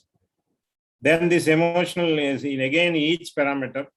Suppose you take a self-awareness. See in that again these are the parameters we are considering under this branch. Emotional awareness and self-confidence under self-awareness. Then self-management. In that, what is the self-control mechanism? How can trustworthiness, how can we believe that particular person? You may be a student, or may be a teacher, or you may be non-teaching staff, any stakeholder in the system, either internal stakeholder or even external stakeholder, like industry personnel, alumni, or a parent, or any state government employer or central government employer. If you want to work with them, we want to send our students for an internship, or we want to send our student to industrial training, how we can make trustworthiness with them? Consciousness, adaptability. Some students can adapt to depend upon the situation. Some students may not. And what are the innovative skills have? So these all are the parameters which we have to consider. This is given by from Daniel Goleman and Richard in emotional intelligence has a 12 elements he has considered. One another is the social awareness. Under again the social awareness, we have to see the empathy and organization awareness. And the relationship management. That means here one of the important point is awareness about the things and how the management skills. In relationship management, because we have to train the people in such a way that he has to work in a group. What are the relation, intrapersonal and interpersonal relation, personal relation, how he is going to maintain in future, either in form of leadership skills or a teamwork, or if any problem comes, conflict comes, how to problem solving skills, communication skills, the influencing, how he can influence, how he can motivate his team, entire team. See, these are some of the parameters we have to look into in the emotional intelligence domain. Again, the same concept repeated here. Now, let us say, what are the examples of this emotional intelligence in the workplace? An upset employee, always we want to see that finally our organization should not now if you can see the NRF and NAC, any organization, when they are giving a ranking, what is the public perception, what is the feedback of your institution, they will take. If a particular employer or employee or a student or any stakeholder is due to some reason is upset, we have to see that how to motivate. Or even a student, he didn't get a good marks, he will upset, he will do wrong things, maybe suicide or maybe drug addict or drink addict. How to motivate such a thing? We have to psychology department and counseling cell should be there. Among the students, there is a counseling, student counseling, mentoring, student teacher mentoring. See, these all and psychology counseling, these all we have to. An upset employee or a student finds a compassionate ear. Somebody he has to hear some words which you can motivate. And if you are organizing any meeting, people listen to each other in meetings. You may have differences, but finally the organization is very, very important. Organization, negative comments should not go outside, because when you want to give a rank, when you want to get an accreditation, the people are collecting a public perception of your institution or your department or each individual. That is, people listen to each other in meetings. They should not expose, even they have differences. People express themselves with open mind. And what are the new initiatives in which we can incorporate, depend upon the changes in the society or changes depend upon the need of the stakeholders. That flexibility always should be there in the system. People have the freedom to be creative. If any student come with some creative idea or innovative idea, you have to encourage. Future is about this. People even meet out of work time. Suppose after 4 o'clock hour, you have to teacher, you have to do a research or a consultancy. A student, you can conduct group discussion or a group task or any activities. Group discussion means you have to discuss on any topic. A group task is you have to discuss, come with a solution.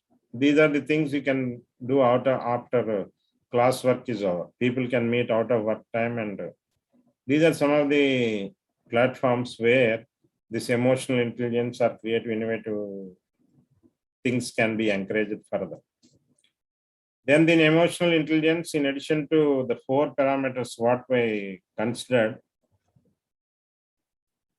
earlier, basically it is a recognition of who I am, what I do as per the regulation. Always the government regulation will be there. And self-related goals and social, that is the society connector related. Or in other way, you can call as internal stakeholders and external stakeholders.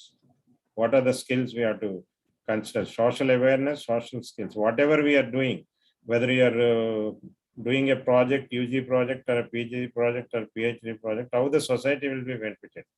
Another important point is what is the intrapersonal and interpersonal relations related to these parameters: self-awareness, self-management, relationship management, social awareness, etc. How these parameters can be considered?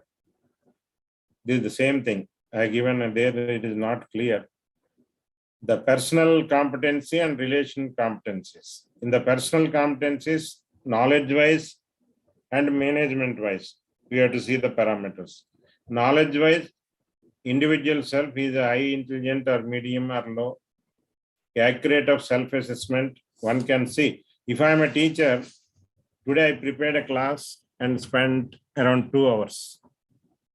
Immediately after get out from the class, after get out from the window, if you can replay what I have done, how much justice I have done, that self-assessment one can do. You can do your own SWOT analysis. How much time I prepared before going to class, what lecture notes I prepared, how I presented, what is the face feelings of the student, what justice I have done in that particular class. That is what is the self-assessment. From that, you will get some confidence based on the feelings of, that is what is called the self-feedback you can take. We use it to collect teacher-student feedback. That is anyway semester, once in a semester, twice in a semester. Where I've seen a Stanford University, I visited, they have a computer screen. Once the class is over, when the faculty is taking attendance, student will give a feedback. Every class, it is a dynamic feedback, not like our once in a semester or twice in a semester. See, that is where these are some of the, like in student also he has to do, what are the strengths and weaknesses. Accordingly, he can convert in his 4 years of duration, the weakness into strengths, and also the opportunities and challenges, what he can meet, how we can achieve that. Then awareness of others also you have to judge. That is another skill which is required. When you are working in a group, you have to understand in each person, what is the self-assessment of each individual. In terms of empathy, how he is doing service to organization, that is what we can call as organizational acumen. Appreciating his diversity. Nowadays, people are talking about the transdisciplinary, interdisciplinary, intra and multidisciplinary concepts as per new education policy, which we are encouraging. In that direction, think about others also. Accordingly, you group it, whether it's a student sample or a faculty sample or a non-teacher. Then the management come into the picture. This is the one is personal competency, relationship competency, as for knowledge is concerned. The second one is a management. It can be said that is related to self-control and building relations. Again, the both parameters. Like emotional self-control, sometimes in anxiety situations, how we are expressing our emotions. Integrity and commitment, that is very, very important. Commitment to the institution, commitment to the department, commitment to the village where you came from, and commitment to your parents, your integrity. These all the parameters where coming integrity is very, very important nowadays. Achievement drive, adaptable to the situation, because when you're going somewhere industrial tour, their climate may not be the same what is in Visakhapatnam or somewhere else. Or you are going for higher studies, or you are going internship, either faculty or a student. What are the initiatives or innovations are you involving in that? New initiatives, new innovations, and your learning orientation. Whatever the government is giving, like outcome-based education, experiential learning, practical-based learning. See, how we are involving in those things, problem-solving skills. Then relationship is coming, a management. These are these, because when you are teaching in the class, if a student is got 100 marks or 90 marks or 98 marks, if you don't have this building relationship, that is what we can call as the software skills, hardware skills, and communication skills, what we can call as 21st century skills, life skills, then he may not get opportunities, more opportunities. So that is where we have to building a relationship with communication, developing by seeing with others, what are the best practices or what are the good things which we can, by seeing some other, we can develop. Facilitating team performance, that is the teamwork. In conflict situations, how to manage the things, how to building the influence, any part catalyzing the change, some new changes, how to incorporate, and how to create inspiration in the leadership. These are some of the management skills what we have to consider. See, in that, again, what are the sub-parameters? Like what we have seen, already mentioned, self-awareness, self-regulation, motivation, empathy, social skill. Suppose if you take a motivation, passion to work, not just for money or status. Sometimes money is the factor. How you are energetic and persistent in pursuing goals. Like whenever you are doing something, what are your achievements driven? Optimism, even in whenever there is a failure, you have to learn lessons from that. Failure is also a success story if you can learn a lesson from that. Then organization, finally the commitment. See, like that in each, suppose if you take a self-regulation, what is the ability to control, redirect destructive impulses and modes?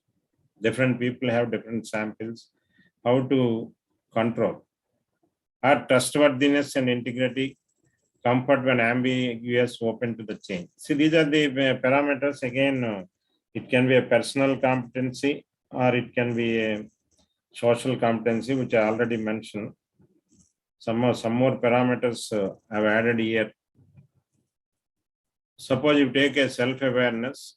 What is a self-awareness, self-confidence, awareness of your emotional state, recognizing how your behavior impact others, paying attention to how others influence your emotions. See, like this, every aspect you have to see that how best it can be, the personal competency can be built. See, then if you can compare some parameters I already mentioned here between the personal competency and relation competency, but understanding others is very one of the important skill. You have to, by seeing face, sometimes you try to judge the person. May not be, but you can come to the conclusion. And other parameters I already mentioned. Whereas the self-regulation part, this is one thing, some of the parameters nowadays very important. This I already mentioned. In a social skills like collaboration, cooperation, networking. See, higher education means higher education institution, we are in a position to solve the society problems. See, those are some of the skills which we have to build by collaboration, cooperation, and networking with other institutions. Building bonds between the different organizations. Suppose you take a district, you have some Andhra University there in Visakhapatnam. We have to work with the collector, state government officials, central government officials. With you have to form build an ecosystem, building the teams. Then this I already mentioned, high emotional intelligence and low emotional intelligence. What is the meaning of that? It promotes optimistic point of view. It lets negative feelings dominate here. Because they have not have much knowledge, they think in different directions. But whereas high emotional intelligence, they will react to hurt by processing feelings. They will react start with physical violence. Whereas in high emotional intelligence is emotionally resilient, whereas low emotional carries grudges and is unforgiving. These are most are some of the so many negative aspects, if we can say. This I already mentioned in the previous slide. How to increase the emotional intelligence? Utilize an assertive style of communicating. That is one good way of increase this emotional intelligence. Respond instead of reacting in a conflict. Utilize active listening skills. Be motivative. Practice way to maintain positive attitude, positive thinking. Practice self-awareness. You have to do your own SWOT.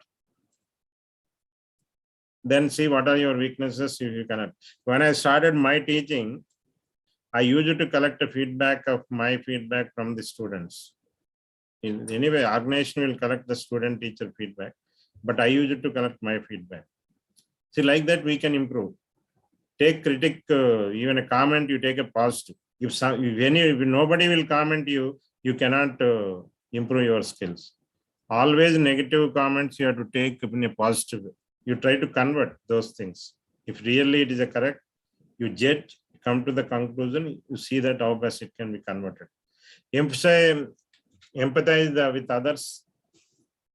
After seeing somebody about you or your biodata, they have to learn something from you. Utilize leadership skills, be approachable, and if your faculty students are coming, see that how sweet you are talking with them.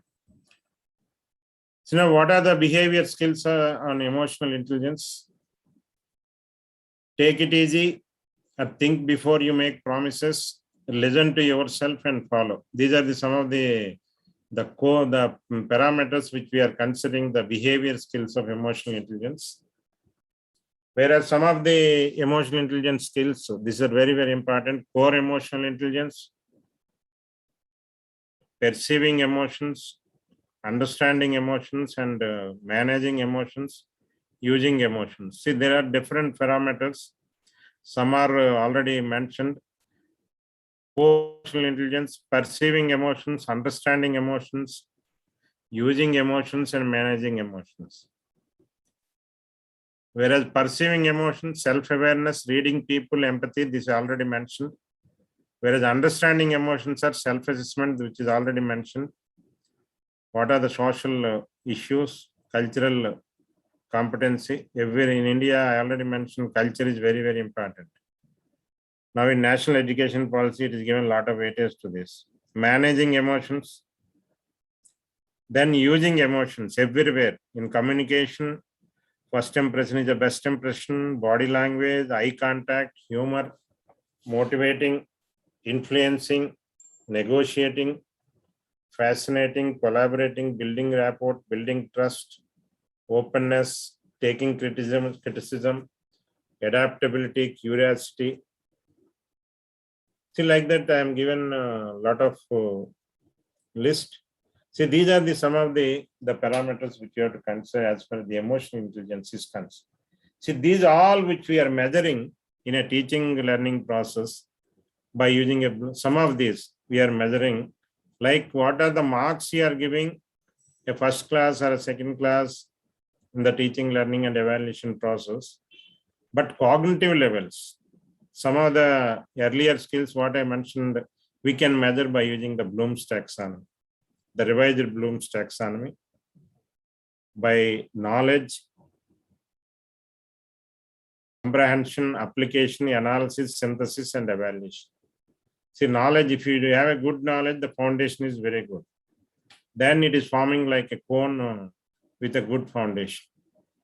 Okay, these are the skills, I think, in the outcome-based education. Even when you are setting a paper, when you are giving an assignment, or when you are evaluating the record, or when you are evaluating the observation, or evaluating the mid-paper, or evaluating the external paper, this is the way we have to see that you have to test the cognitive levels of the student. That is what we are using in Bloom's taxonomy in our teaching learning. That is what we are using tools in outcome-based education. This we are following in engineering since from 15 years. And the government of India introduced the outcome-based education. Then the another important point is that the second issue here, writing. This is one area I want to touch upon. Steps in the technical writing process. It can be any article or a magazine article or a PhD thesis or MTech thesis or UG project or writing a paper. Steps in the technical writing process. First idea is more important. The innovative idea, creative, you are forming a group and invite ideas with the creative nature and generate an idea list from the different group of people. Organize that list into a logical outline. What are the feasibility? You have to do a lot of brainstorming discussion on that. Expand that outline into a first draft. You have to synthesize that. Out of so many ideas, by seeing feasibilities, better to come to the which are feasible. Then edit the draft one or more times, arrange for an outside review with a internal audit as well as external audit. One can review the so many reviews, internal and external, then revise draft into final form. Then you can proceed for to publish. Any idea can be published, or idea can be patented, or idea can be given an article in newspaper or a magazine. How it is different from other writing is writing style, type of information communicating. Is it a comparison between the theoretical, experimental, or simulation results? How we are arranging the document, and the goals, how we are presenting. So this is the main difference between the technical writing and some of the other differences are technical means to some other and purely practical motives. You have to, whatever you are saying, there should be validation. Some validation should be there. It may be literature, theoretical, simulation, experimental. You take any order, there should be a validation. Practical motives, it informs and it educates, some outcomes should be there. And if it is possible, any intellectual property like patenting your facts, your findings. It should be whatever, because when you are writing a technical paper, means it should be very precise and directly expressed. It is not like stories of so many pages. Always impersonal, logical arrangements of your ideas you make like a flow chart or a diagram form. Whereas in general writing, they will mostly see an end in itself, artistic way, aesthetic approach. I think one lecture is already, Professor Benny is presented about this. Today I concentrate on the technical writing skills. Artistic and aesthetic approach. What are the delights and moves, and how we involve emotions and fancy words which we can put, and in the form of an expansion manner, inflated manner, and story type ideas, like mostly arts, social science people, and management will come under this particular category. In management, case study also will be there. In social studies, they will see the data samples, data samples they will take. So this is what is one of the author given this model of know your emotions. This is what one of the standard model which is given. Under self-awareness, know your emotions. Under self-management, manage your emotions and motivate yourself. Under social awareness, that is empathy, recognize and understanding other people's emotions. And while writing also, you have to take, you have to consider these aspects. That's why I'm repeated this part. Then the rules of creative writing. First is highlight the emotion. Somewhere you have to, what are your outcomes? What are your fact findings? You have to highlight. explores various art forms, then read the classic articles. You get some how to write, then focus on writing the paper. See, the current writing status is, what are the strategies, challenges one can see in the case of post-injury writing. You can, what is the purpose of writing, the engagement, and how much time you have to spend. What are the influences, like feelings about writing, awareness of persistent challenges, social influencing. This is what are the scenario today required. What are the strategies? The reviewing process is there, revising, revision. That's why you have to take care about that. If possible, you have to write a paper in such a way that you should not be in that stage. Taking breaks, avoiding, there should be a continuous flow in your, when you're writing an article, avoiding that particular part, using shortened forms as simple as possible. Don't give too much presentation in article. Suppressing negative emotions, following an outline, using technology support wherever it is required. You can see the latest development. You can support with by acknowledging a particular literature. Assistance from others wherever there is a required databases, or you take help from, or if you have a doubt, you can discuss with, even in writing, like coming English writing. And like this, you have to select some strategies. Then what are the challenges? Composing the messages while quoting some quotes, organization and generating content, word retrieval, what words to be used, spelling, punctuation, and grammar. See, these are organization of content, generating content. One is organization, what is the order you have to put, then how to put that each heading, what is the content to be given, what are the words, what are the spelling, what is the punctuation, grammar, etc. So this is one of the quote. You cannot shake hand with a clenched list. This is what is given by Indira Gandhi. But this can be expressed in so many ways.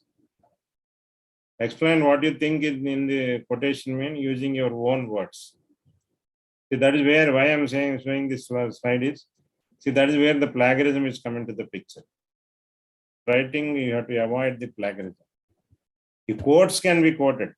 Directly you can quote. This is not a plagiarism. The quote is always, there are norms, some words, some minimum words are there.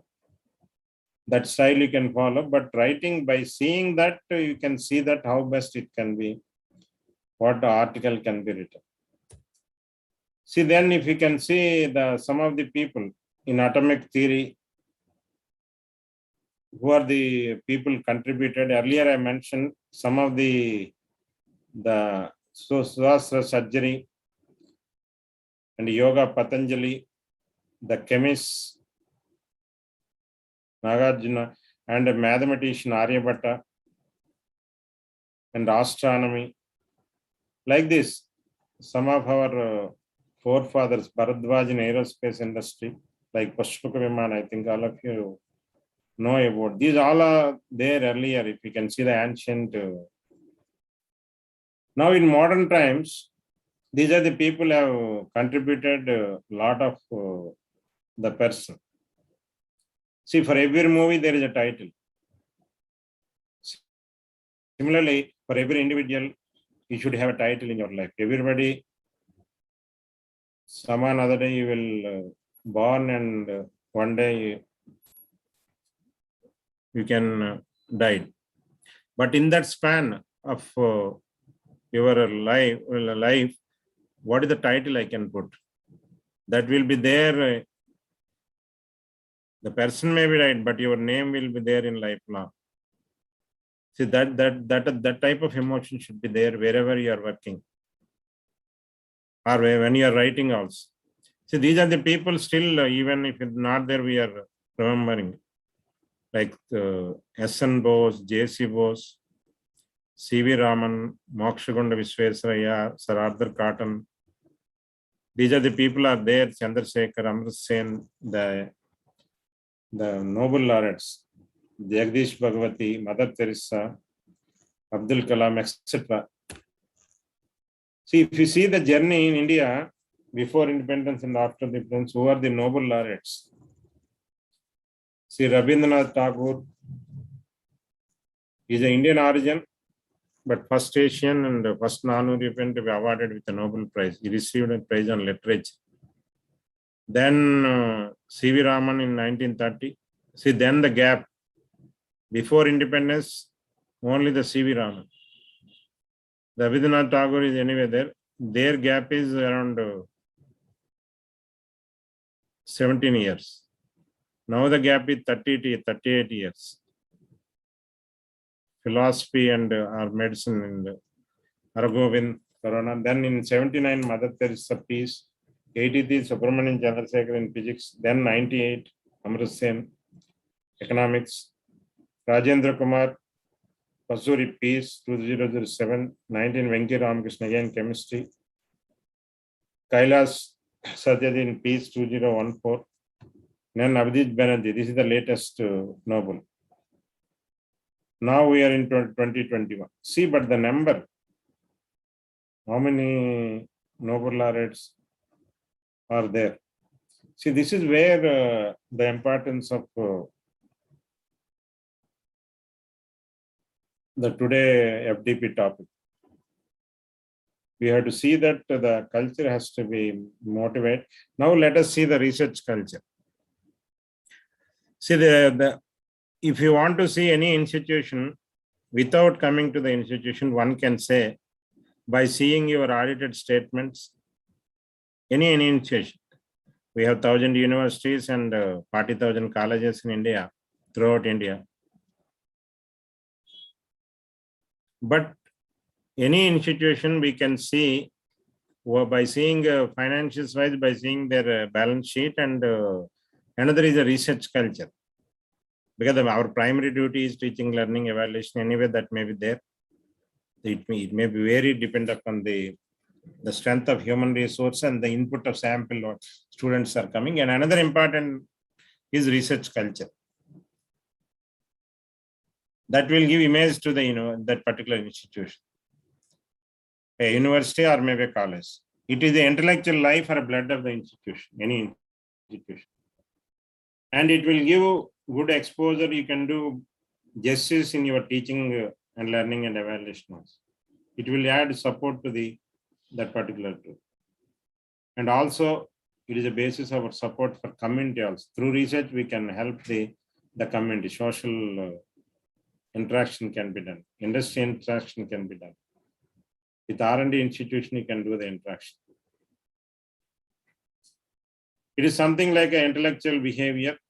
The research culture gives the behavior significance and allows to understand and evaluate the research activity, what is going.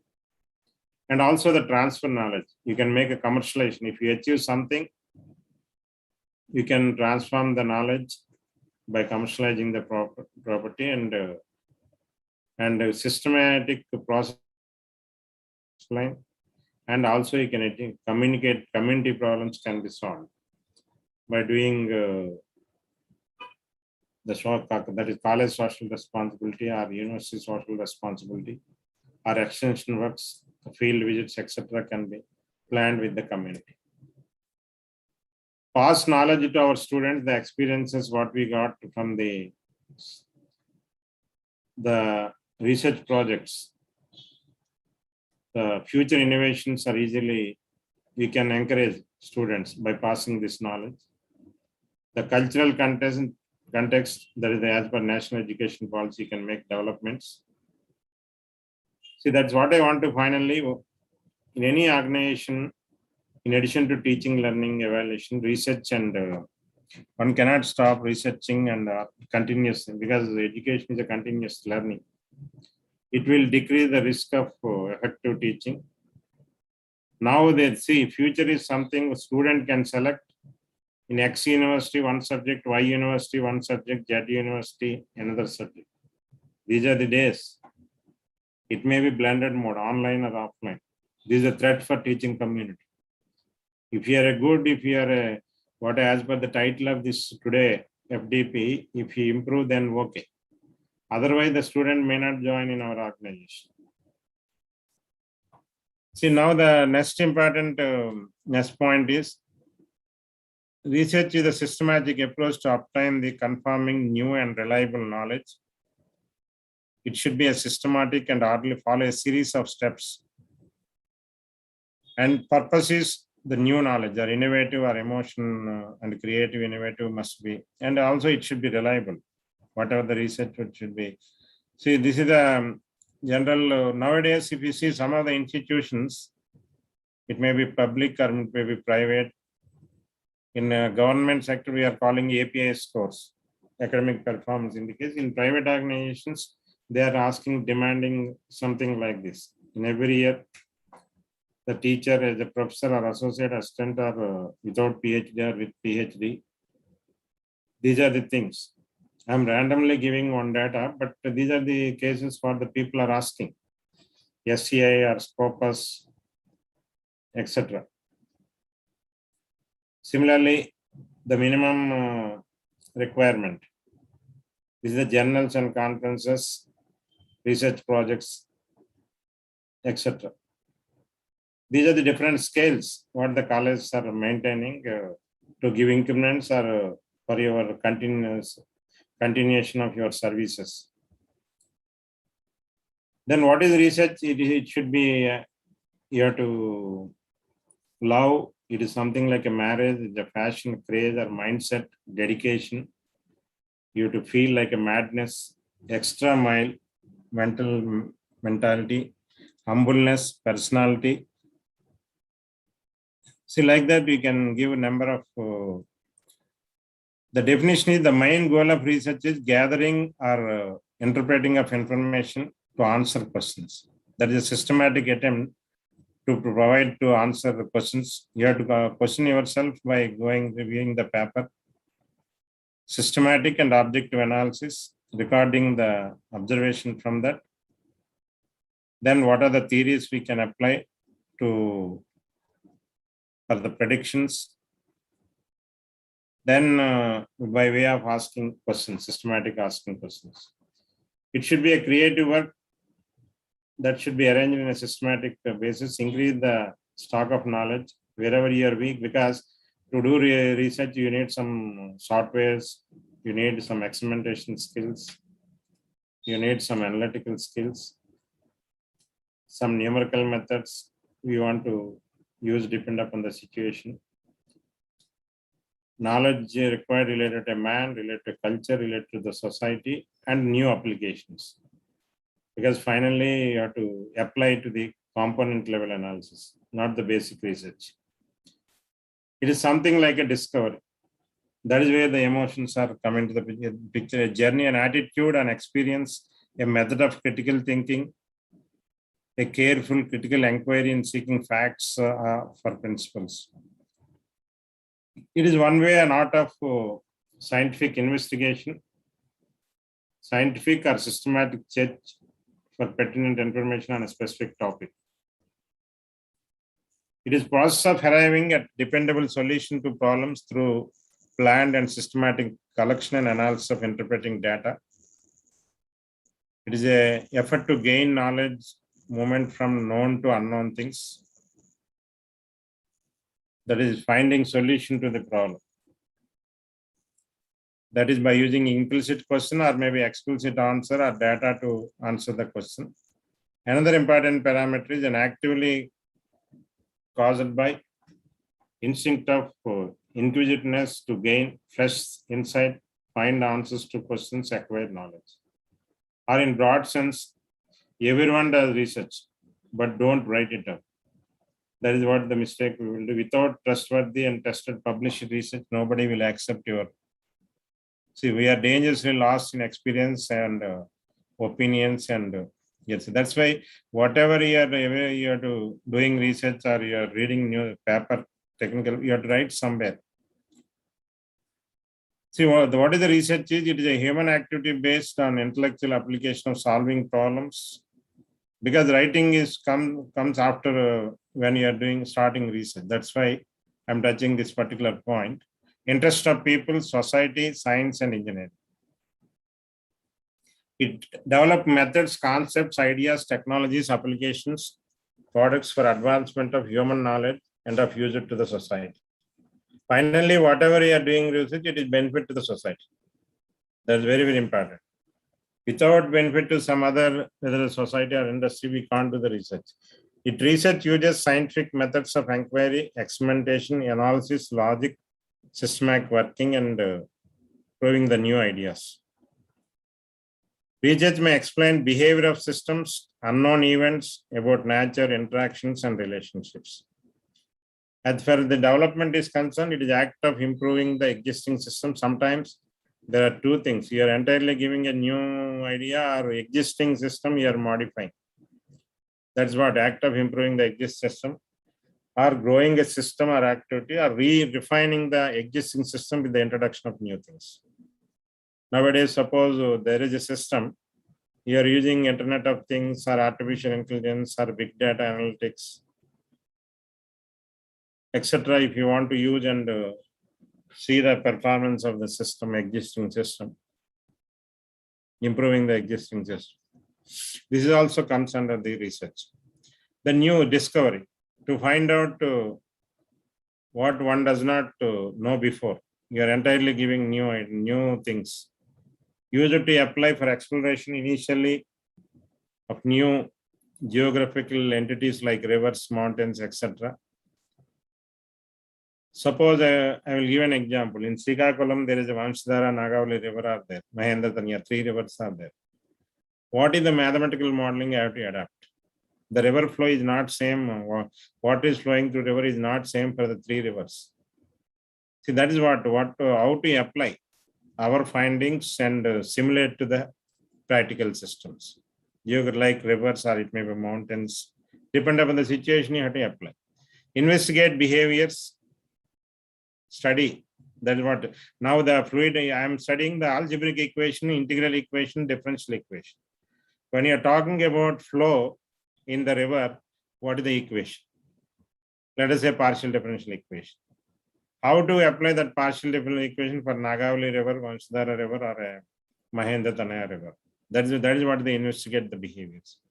Observe gravity and gravitational forces. Ascertain, unearth, and learn what are the problems you are facing and what are the parameters to be considered further. You have to see that.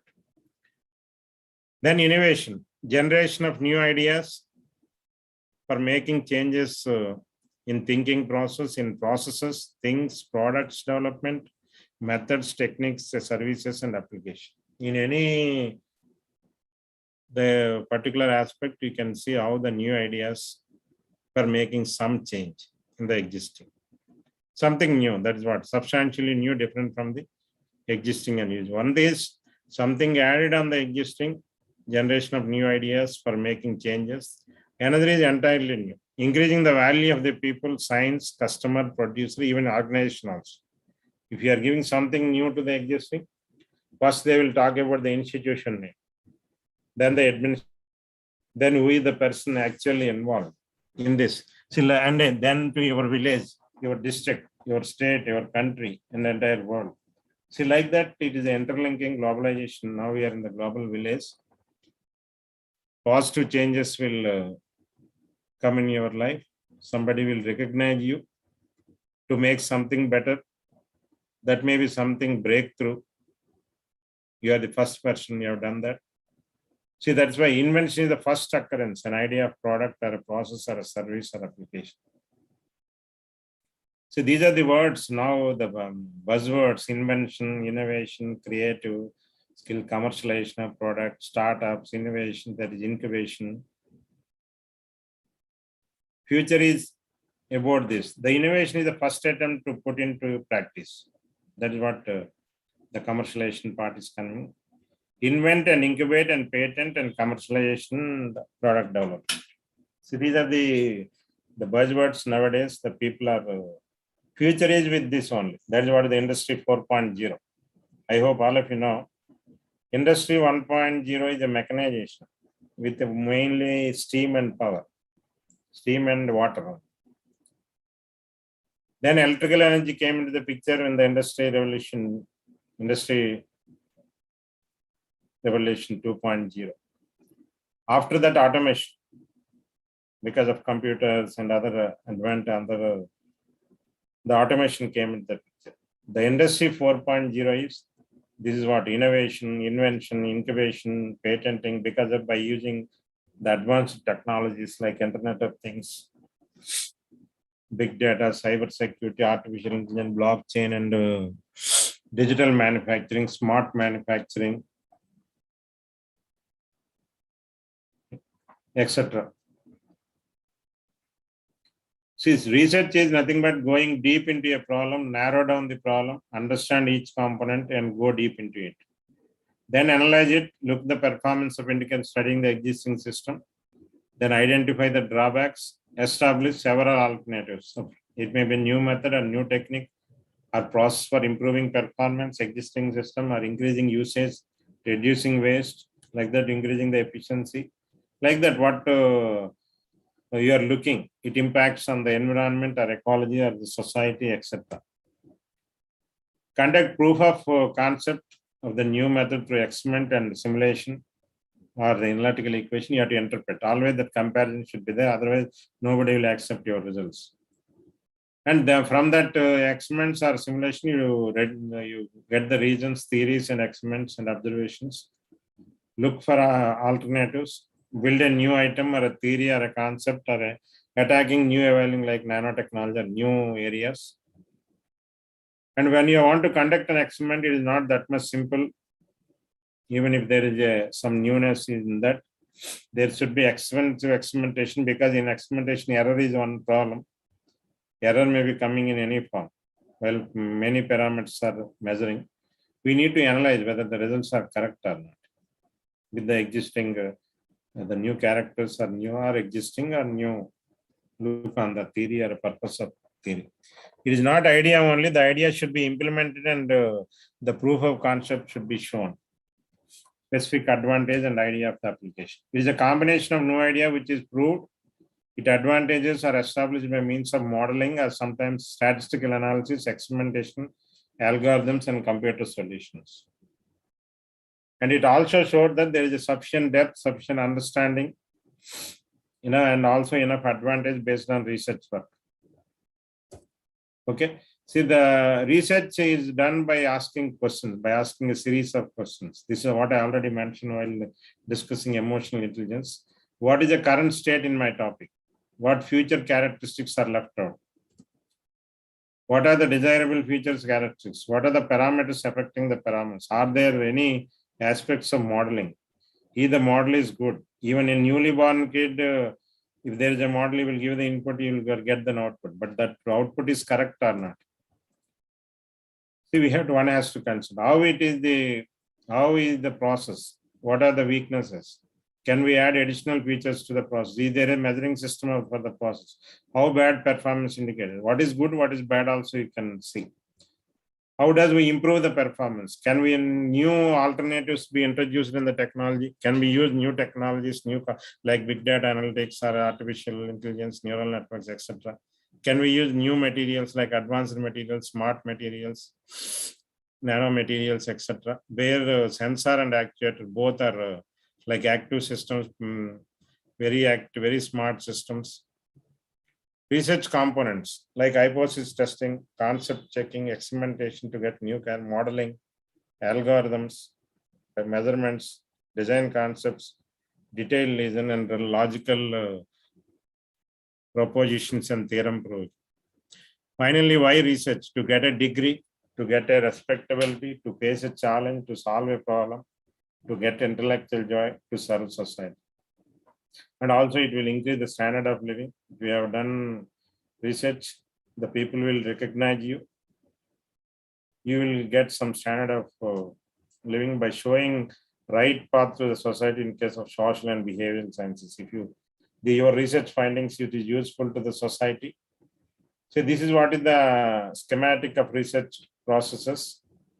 If I can consolidate the things what I said. Formal, it is something like one type of training. If you are doing, you have to do questioning, formulate goals and objectives, plan and design research, generate research results, what I mentioned earlier previously, that if we can plan it and discuss with the peer teams, scientific team, professional community, service expertise, you can, if you are any there, you can try to discuss with them. And other discipline people, suppose if it is interdisciplinary, transdisciplinary, and also discuss with the policy makers. Is it when you want to commercialize the product? See, this is where the different aspects one has to consider while doing the research. So this is another where the same thing, define your problem, review of literature, formulate hypothesis, design, including sample design, collect data, analyze data, and interpret and write. Now the writing article is coming to the picture. You have to write, publish papers, write the thesis. This is how the 6 steps it can be divided. If you can see the theoretical and practical consideration by using topic and the research, because always whether you only theory or simulations, or so you are doing experimentation or getting some empirical relations. And another important, what I mentioned already, everywhere, whether you are doing a research or writing a paper or in anywhere, you have to do a SWOT analysis. What are your strengths, opportunities, and scope for improvement? Carry out SWOT analysis, identify SWOT or SWOT. Nowadays, SWOT they are calling. Strengths, weaknesses, opportunity, threat or strength, weakness, challenges. Identify your strengths, including the institutional strengths, your strengths, college strengths. Identify weaknesses. If you want to conduct an experiment, all facilities are there, that is one case. But some facilities are not here. Where we have to get? These all you have to plan. Gaps in knowledge in the subject. Accordingly, I have to select a rebate coursework or online courses where there is a gaps in the knowledge related to analytical or statistics or experiment related or language, communication, writing skills or materials, etc. Prepare an action plan and try to convert weaknesses into strengths by using these tools. Then how the performance is calculated by using efficiency, effectiveness and utilization. What is the response time? That is user-friendly, strengths and the cost and the scalability of your research. Okay, this is one thing, because whatever the product you developed, is it economical or not? The cost is coming to the picture. There is also repeatability of like plagiarism or not a plagiarism. How one side of the coin is plagiarism, other side of the coin is where we can apply the similar case to the in practical. There is a solving social problems. Reliability, how long it will work, recovery time, availability, and some standards like ISO 6 Sigma. These are the practices. Are you satisfying your, and any errors are there? If errors are there, you accept. My results are better in this particular percentage. What are the characteristics in the research which we have to consider? Plan well and in detail. Analytical skills, what are required? Good knowledge base, understanding of the subject in depth. Patience should be there. Perseverance, tenacity, and hard work nature, regularity, methodological and systematic and observation and detailing. And other characteristics like good decision-making capabilities. Sometimes 4 or 5 solutions are there. We have to take a decision by doing a lot of brainstorming discussion. Capacity for independent work, creativity, constant question, thinking for alternatives. Take each alternative through a sequence of steps to check out its effectiveness. And application of idea from other areas, regular and detailed documentation. That is where the writing part is coming. Language and communication capital, plan and design of experiment. Then the scientific method is a series of logical steps. Identify the problem, formulate the hypothesis, development the research plan, collecting and analyzing the data, then interpret the results and forming conclusions. In any writing a research article, you have to identify the problem first, then formulating the hypothesis, developing a research plan, collect and analyze the data, and interpreting the results and forming conclusions. See, then the next point is identify the most important step, like is it a theoretical basis, several sources, theoretical or a professional practice or personal experience, sheer curiosity. Starts as a broad question that must be narrowed You identify your area is broad. How to narrow that? Accordingly, what are the problem statement, experimental approach, problem, and a theoretical approach, etc. to be used. Then you identify your problem. 3 categories when selecting a research problem. First one is those who know precisely what they want to do and have a well-conceived problem. Those who have many interest areas and are having difficulty deciding exactly what they want to study. Those who do not have any idea about a worthwhile research problem. See, these are the 3 categories when selecting a research problems are there. See, that is where we have to see that you need a mentorship. A philosophy or a guide should be there. To philosophy of graduate education, mentorship, work with the professor or any R&D organization or industry person, establish a research agenda, then you discuss with him. Then formulate your hypothesis, a brief or prediction of what are the outcomes you want to do from the research, a concrete, specific statement about the research. Because the PhD or any research you are doing 2 years, 3 years, PhD 4 years, 5 years. After 2 years, if your problem is already done by somebody, that's where you have to need a mentorship and you have to do the literature survey and make some deductive reasoning based on deductive 2 types of hypothesis. One is null hypothesis, that is all is equal, no difference exists. Another is alternate research hypothesis, usually specific and opposite to the null. These are the 2 things. Then you made a strategic plan, a strategy developed.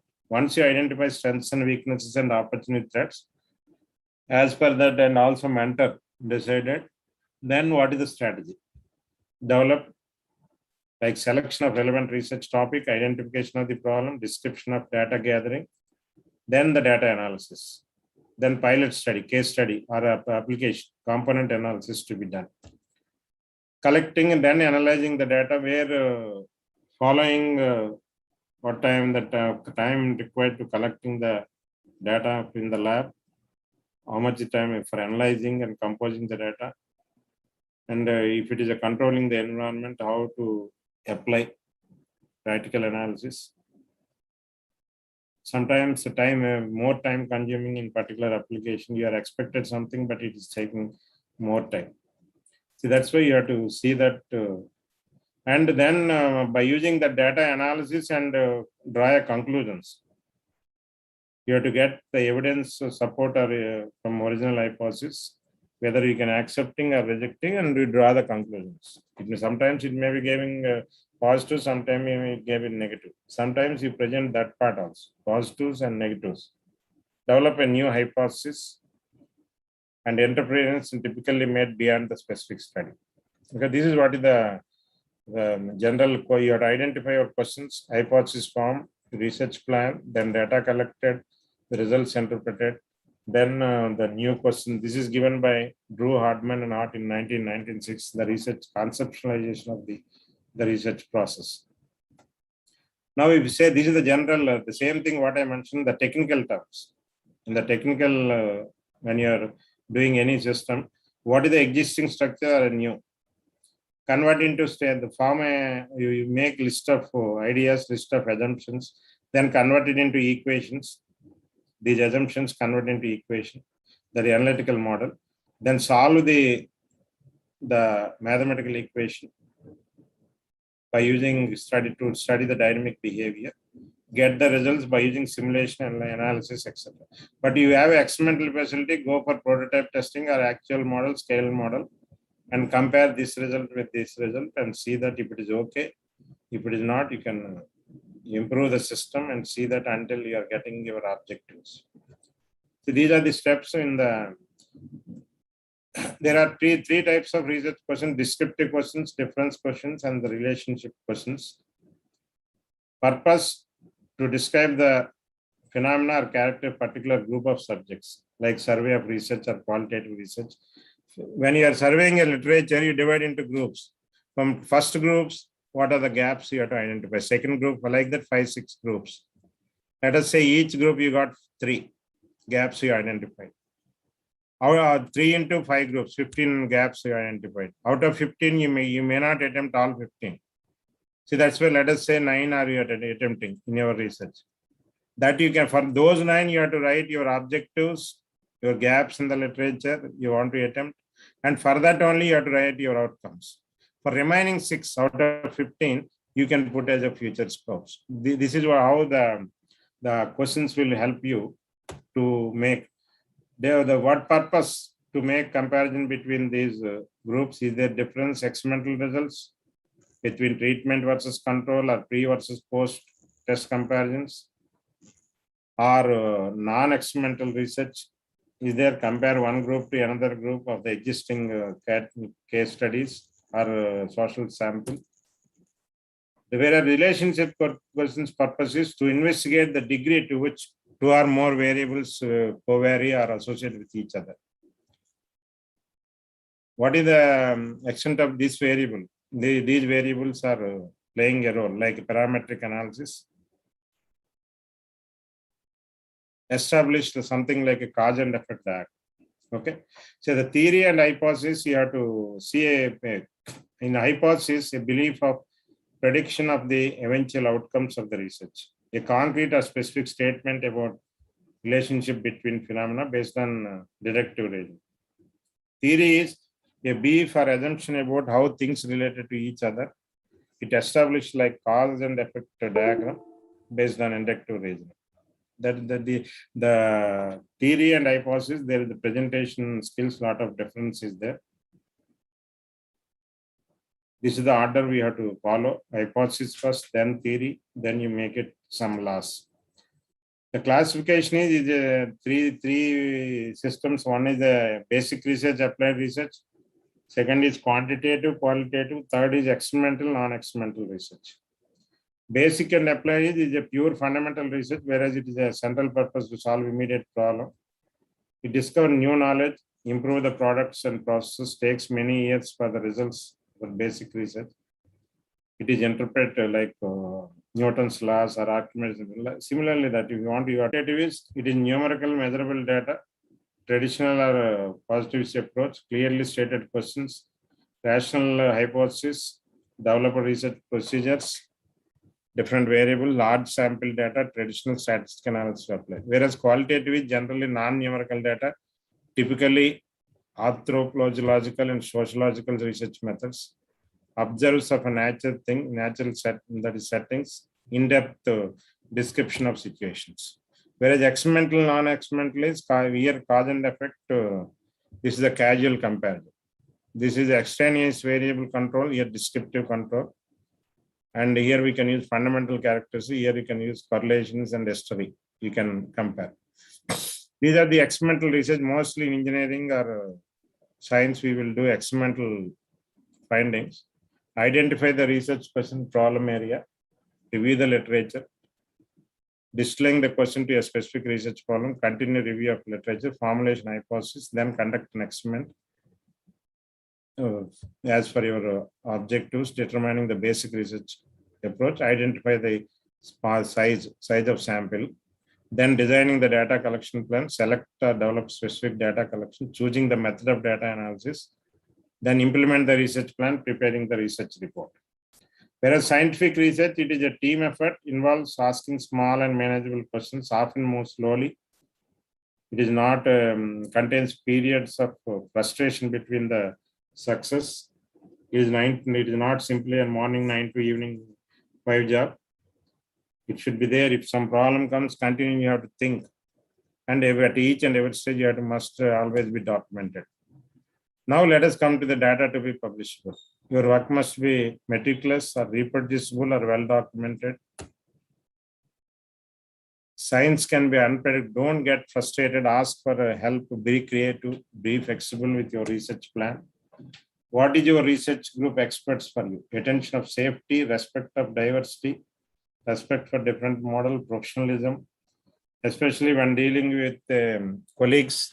You see that because it's a group teamwork, participate in all lab, different labs are working, group activities, engagement in your research project between 2 departments, maybe honest communication, interdisciplinary. What is basic research is trying to understand how things work, increasing the knowledge without specific social or commercial benefit. Knowledge or for knowledge's sake lays the foundation for future discoveries. Where we are doing the research, what is the area?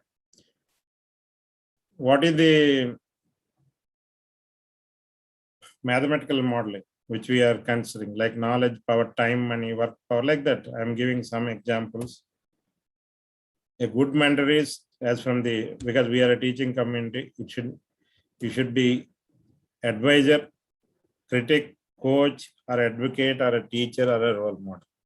Okay, these are some of the things we have to keep it and guide it. So now with this background, so now let us see how to consider the report writing now. Now I will go with the another half an hour, how to write, how to publish papers. I will concentrate on that. Now the research is done, completed.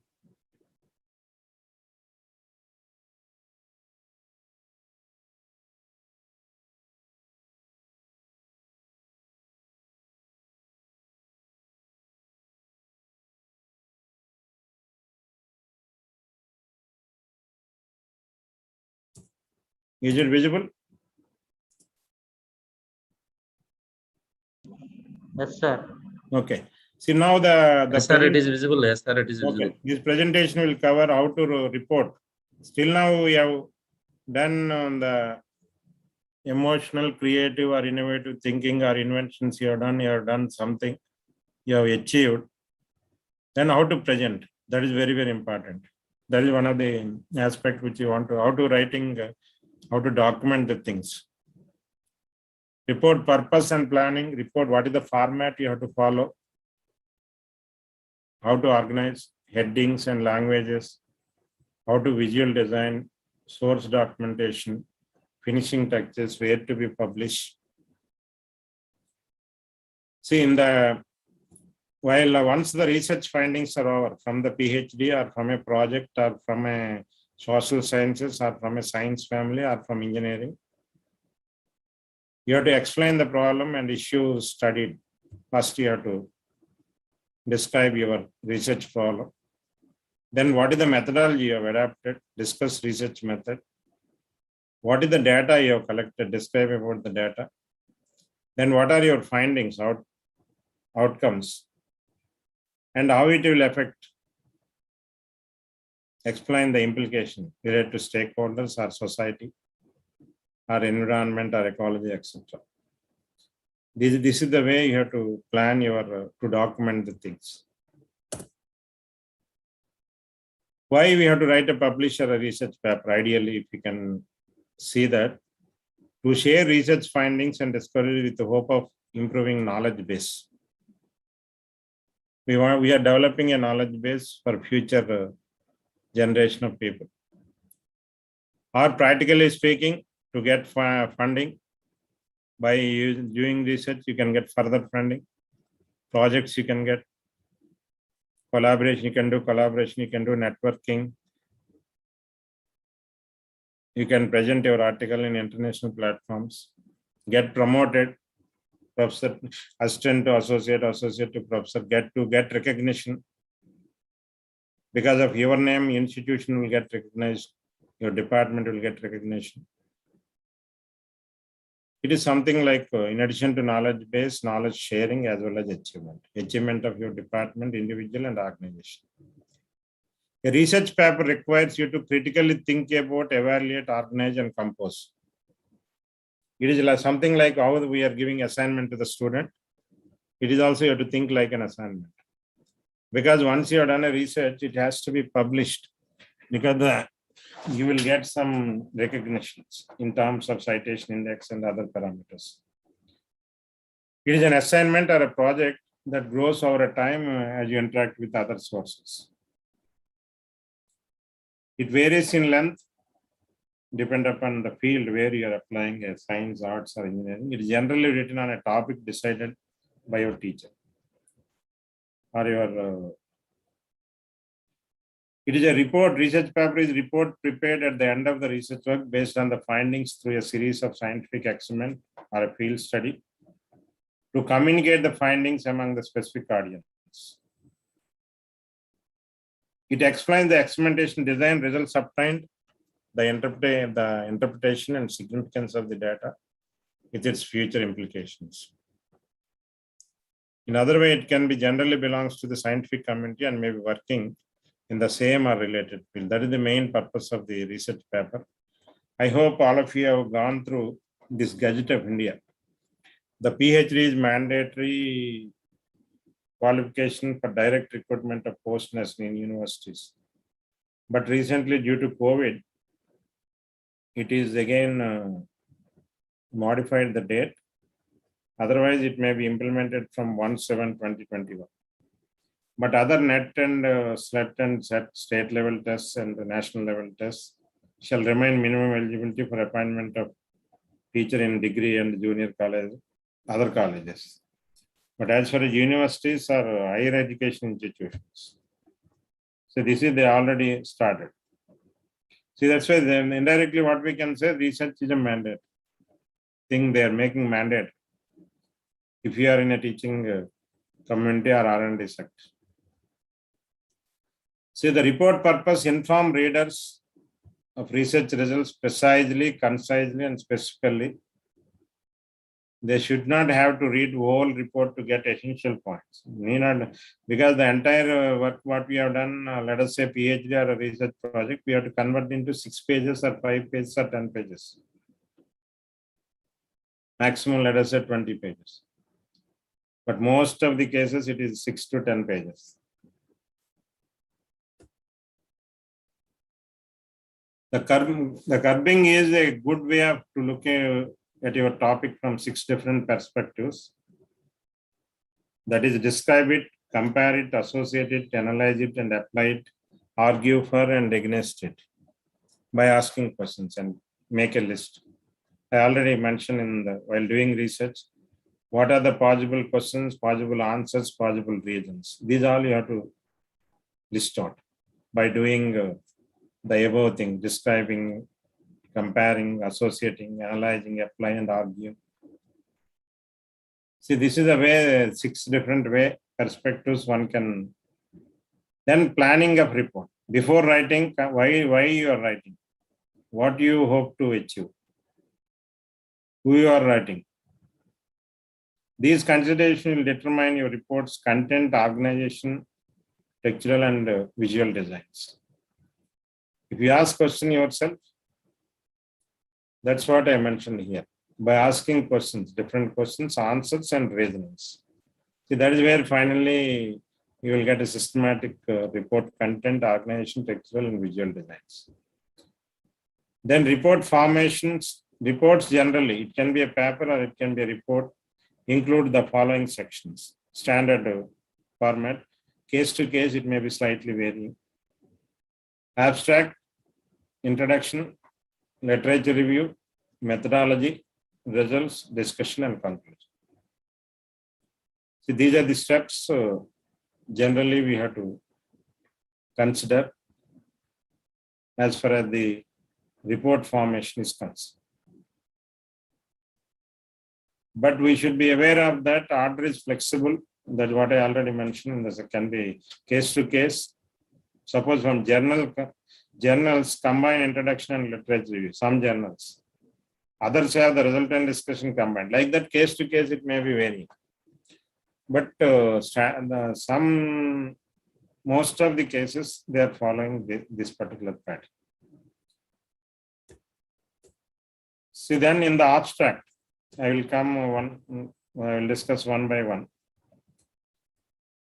In the abstract, this always come first in the technical paper presentation report format. Microcosm of entire paper contains, see, this abstract contains indirectly all this has to reflect in 5-6 lines or maximum 10 lines. In that little bit introduction, 1 or 2 literature, main related to your work, methodology, results, discussion and conclusion. Everything has to reflect in the abstract. It contains essential information only in a brief manner. It covers research highlights, gives the research problem, that is from the literature gaps and what is your, how your research problem formulated and their objectives, indicate methodology, present the findings and conclusion. That's what I said. Everything will be coming to the picture in the abstract. For example, a nonlinear finite element procedure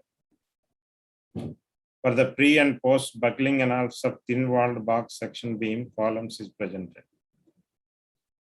This influences the what are the behaviors adapting, what are the analysis technique to find out the stresses and the strains, what are the factors which help the residual or associated processes like hot rolled and cold rolled sections, and the imperfections and their accounted results, number of examples and their efficiency. See, like that we have to present in abstract each and everything.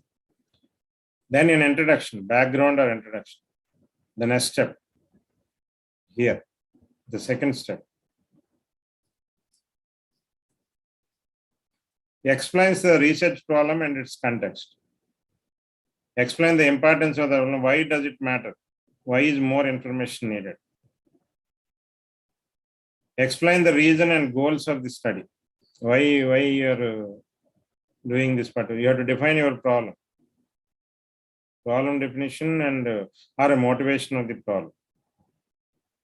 Explain the limitations of the research performed. So this is where you want your reader to fully understand the significance of your research. That in that way you have to write. You are going to read your paper to fully understand why you have done this work. That has to reflect. See, that is where the introduction, in some paper, these two are combined. That's what I mentioned already. Summary, literature summarizes and evaluates the literature that you have used in your study by considering how that literature has contributed to your area of research. You have to identify strengths and weaknesses of previous studies, how that literature informs your own research and understanding of the research problem. See, that's what I mentioned already. You try to divide the research related to your areas. Suppose you are doing a particular topic. Related to that, what are the materials you are using? What are the methods like simulation, experimental or theoretical simulations? Or if somebody uses statistical analysis, what are the techniques? Let us say that is one area. Validation. Some people have presented, or some people has done parametric analysis, or some case studies, they have solved practical. Like that, you divide your work into number of groups. So you do grouping your research papers. You have collected, let us say 100 papers or 150 or 200. You group into these sections. Then in that again, you make subgroup. Each group, let us say 3-4 shortcomings you identify, gaps identified, are missing in the literature you identify. That is what the weaknesses or the strengths. You identify strengths and weaknesses or gaps. Once you identify a gap in each group, like 5 groups are there, or 6 groups, 6 into 2 or 3, average, let us say 15 gaps identified. Out of 15, let us say 8 you have attempted. For those 8 only, you define your objective of the problem. For those objectives only, you write the conclusions. For remaining 7, you write as a future scope. You have to give direction to the scientific community what can be extended in this particular area for further research. See, that has to reflect here. See, once your problem is defined well based on the literature, nobody will reject your paper, or nobody will ask to revise or resubmit, etc. Or resubmit your thesis or revision. If the problem is not defined well, then these all problems are coming, these issues. Then methodology. the next part here to the methodology part. In methodology, explains how the data was gathered and generated, how you have conducted experiment, or what is the procedure you adapted,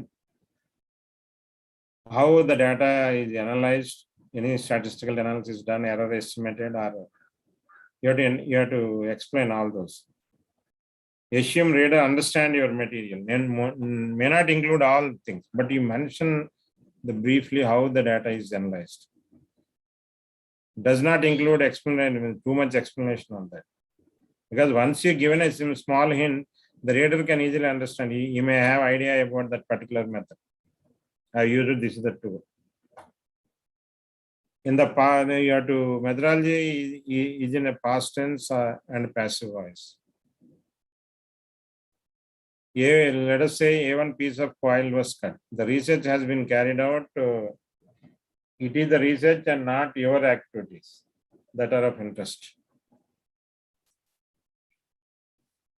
See, this is how the concepts we have to consider in the methodology. Then the results. The results part is coming to the picture. This part, the results.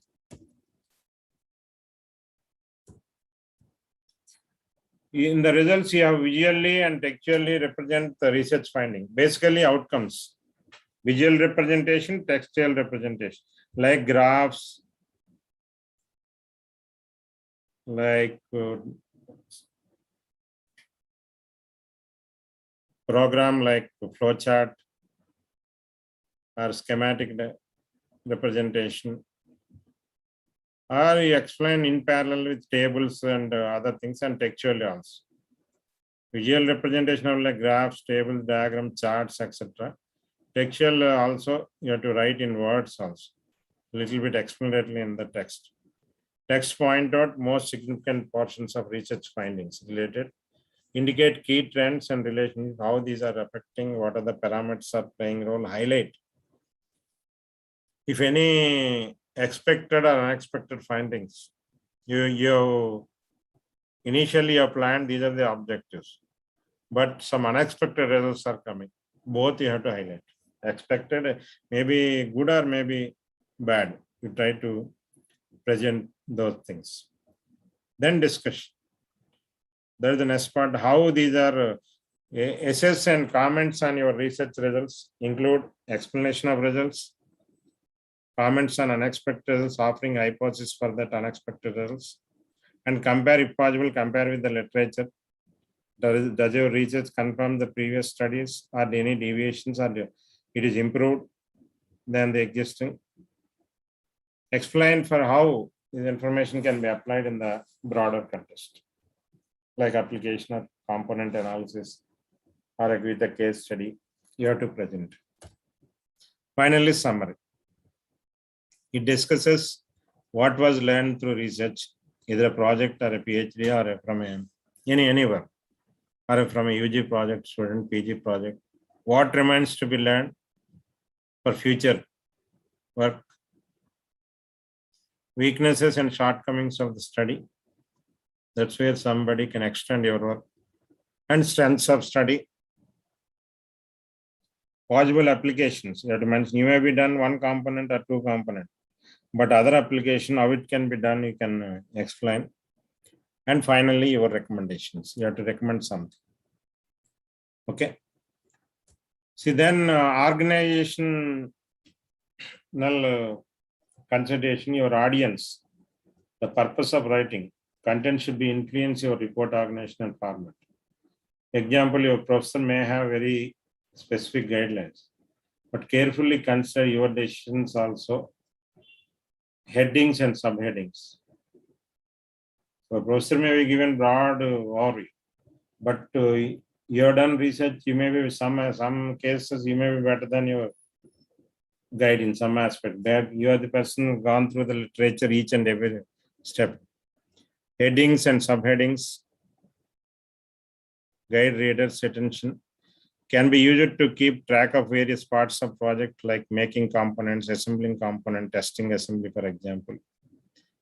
They should be specific and helpful, used to break up text and sync information. Used to guide readers' attention. That's very how best you can attract the readers with your headings and subheadings.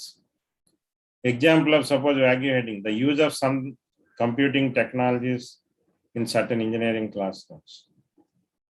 Like some computing, like that Wagyu headings. Also, yes, you see, when is it appropriate to give using MATLAB in the freshman engineering classroom or a specific heading. Language and vocabulary. Reports should be easily accessible, be straightforward and concise. Use simple terms, not jargon or technical terms. Because some jargon terms, if you can use, if you want to refer a dictionary, you may refer 2-3 places. But if the entire paper is like that, after reading 2 pages, you may stop the reader. Keep sentences short and simple. Be specific and not general. Use concrete numbers and metaphors or similes in your research. Whereas in visual design, a report's visual design can make or break its communication success. Use of graphs and other graphics and use of white space. Visual design also include graphics, should be used to illustrate your specific point through graphs or charts or diagrams. Should be incorporated in a way that is a natural report context or content. Should be explained fully in the text using when you are given a table or a figure or a graph, every should be reflected in the running test. Let us figure 1 shows, table 1 presents, like that. Should be cited. That is very, very important. Sometimes people will give a figures and table, they don't cite. But let us say figure 5. In that they will give A, B, C, D. Or a small 1, 2, 3. But they will refer only figure 5. But the sub headings also try to refer wherever in the running test. Graphics also, graphics do not speak for themselves. You have to cite, but explain. For this reason, the textual information should come before graphics. Generate layout should focus readers on key information. Use white space to guide readers' attention. Created through use of headings, subheadings, and visuals. Okay. Source documentation. Cite sources whenever you are quoting, paraphrasing, and summarizing work that is not your own. Then otherwise it is a plagiarism. If something you have taken from somebody, that is the ethics. We cannot say this is my work. If suppose today I am presenting something, if I have taken some slides from somewhere, you can present, there is nothing wrong. That is not plagiarism, but you acknowledge. Quoting directly is a discouraged. Then they will go to court and legal, you have to face legal. Sources include books, journal, magazine, or news articles, or it may be interview articles like in newspapers, conference proceedings, or in lectures. See, these you can acknowledge from these sources. Then citing shows your credibility as a research. That means you are, that is where if you are cited means your credibility will increase as a researcher. Gives proper credit to authors and researchers. And your paper also in future somebody will get. That is where the other Google Scholar rating, etc. and the indexes are coming. Nowadays a lot of impact. H-index, cite and index. Protect you from accusations and plagiarism. This is where if you can acknowledge, no one will go for quote plagiarism or anything. You can use API or any other standard formats are there for documentation. There are some standards, international standards are there. Check online for style guides, like 2 web links are given. For English, Purdue University is offering one thing. And APA, already mentioned style. Like that you can refer. And every journal have their own format. You have to follow that. Check journal format information. Then finishing touches. Usability, you have a colleague, if you have a good in that, try to give it to him, ask them to your report clarity, organization, visual design. Discuss with them. Check your sources for proper citations. Proofread carefully. If possible, ask someone also 2-3 proofreadings. Then the references. There are some people will present alphabetic like that. There are different formats. Some universities follow on some format, some institution, some format. Some journals, they will follow some format. Accordingly, you have to present the references. Then how to select a suitable journal. This is also very, very important. This is the last topic. How to identify whether it is SCI journal, sometimes ESI, SCI, that is Science Citation Index, Science Citation Index expanded form, or a Scopus, or Shimago. This is the international the good ranking, giving the journal rankings. They will make some ranking. They will give Shimago, SNIP, etc. These are the standard organization where they give ranking also. Based on that, there are 5 databases of journal to check the quality. Journal check. One is a Shimago. Another is a master journal list. The next one is Norwegian Journal Register. These are the symbols. Shimago is this. And ABDC journal list. ABS journal ranking. See, like that, we can use Facebook and YouTube, some of these where you will get more information. How to select a suitable journal, either from the Scopus list or SCI, ESI, or SCIE,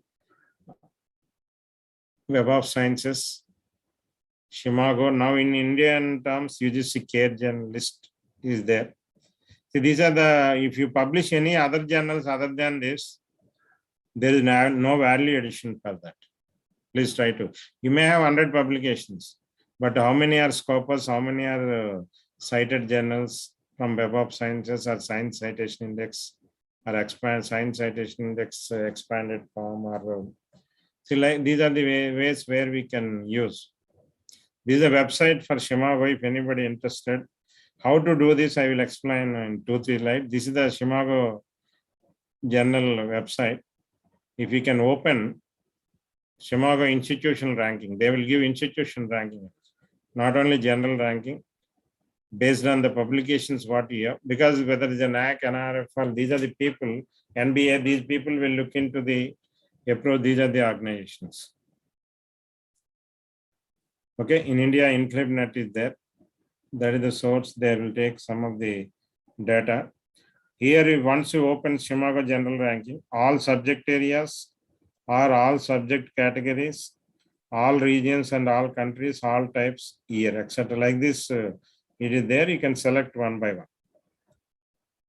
Then in the here, all subject areas, you can, these are the subjects like economics, environmental, finance, energy, engineering. Now you select engineering. See, then next is all subject categories. See, in this, suppose IEEE.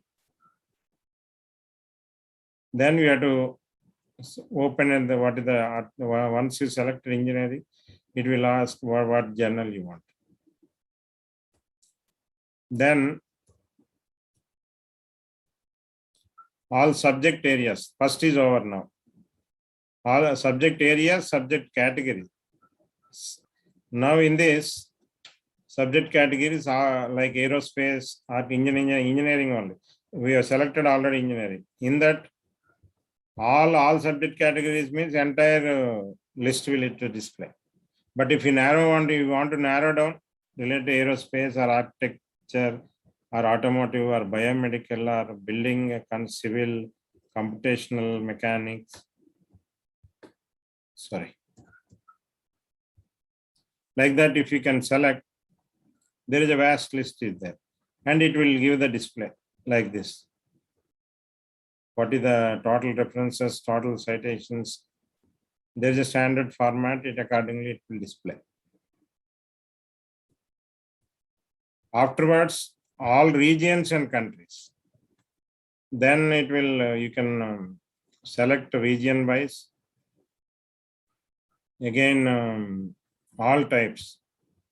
Let us say journals or books or conference proceedings. Some conference proceedings also Scopus citations are there. So that is where we have to select. Now only open access journals or only science expanded journals or only Web of Science journals. That also you can make filter. See, then see the Chicago general ranking, H-index, total document in 20, total documents in 3 years. Like that, the data will display for about each journal. And based on that, you have to come to the conclusion which journal you are going to. In that, they will give you, it will give the list. From that list only, you have to select. Here where the download data, anything, if you want to download that information, here it is there. Number of pages and what is the data to be downloaded. That's what you have to check the, I have taken Web of Science, let us say Web of Sciences, only Web of Science. Then download, or it can be only open access journals.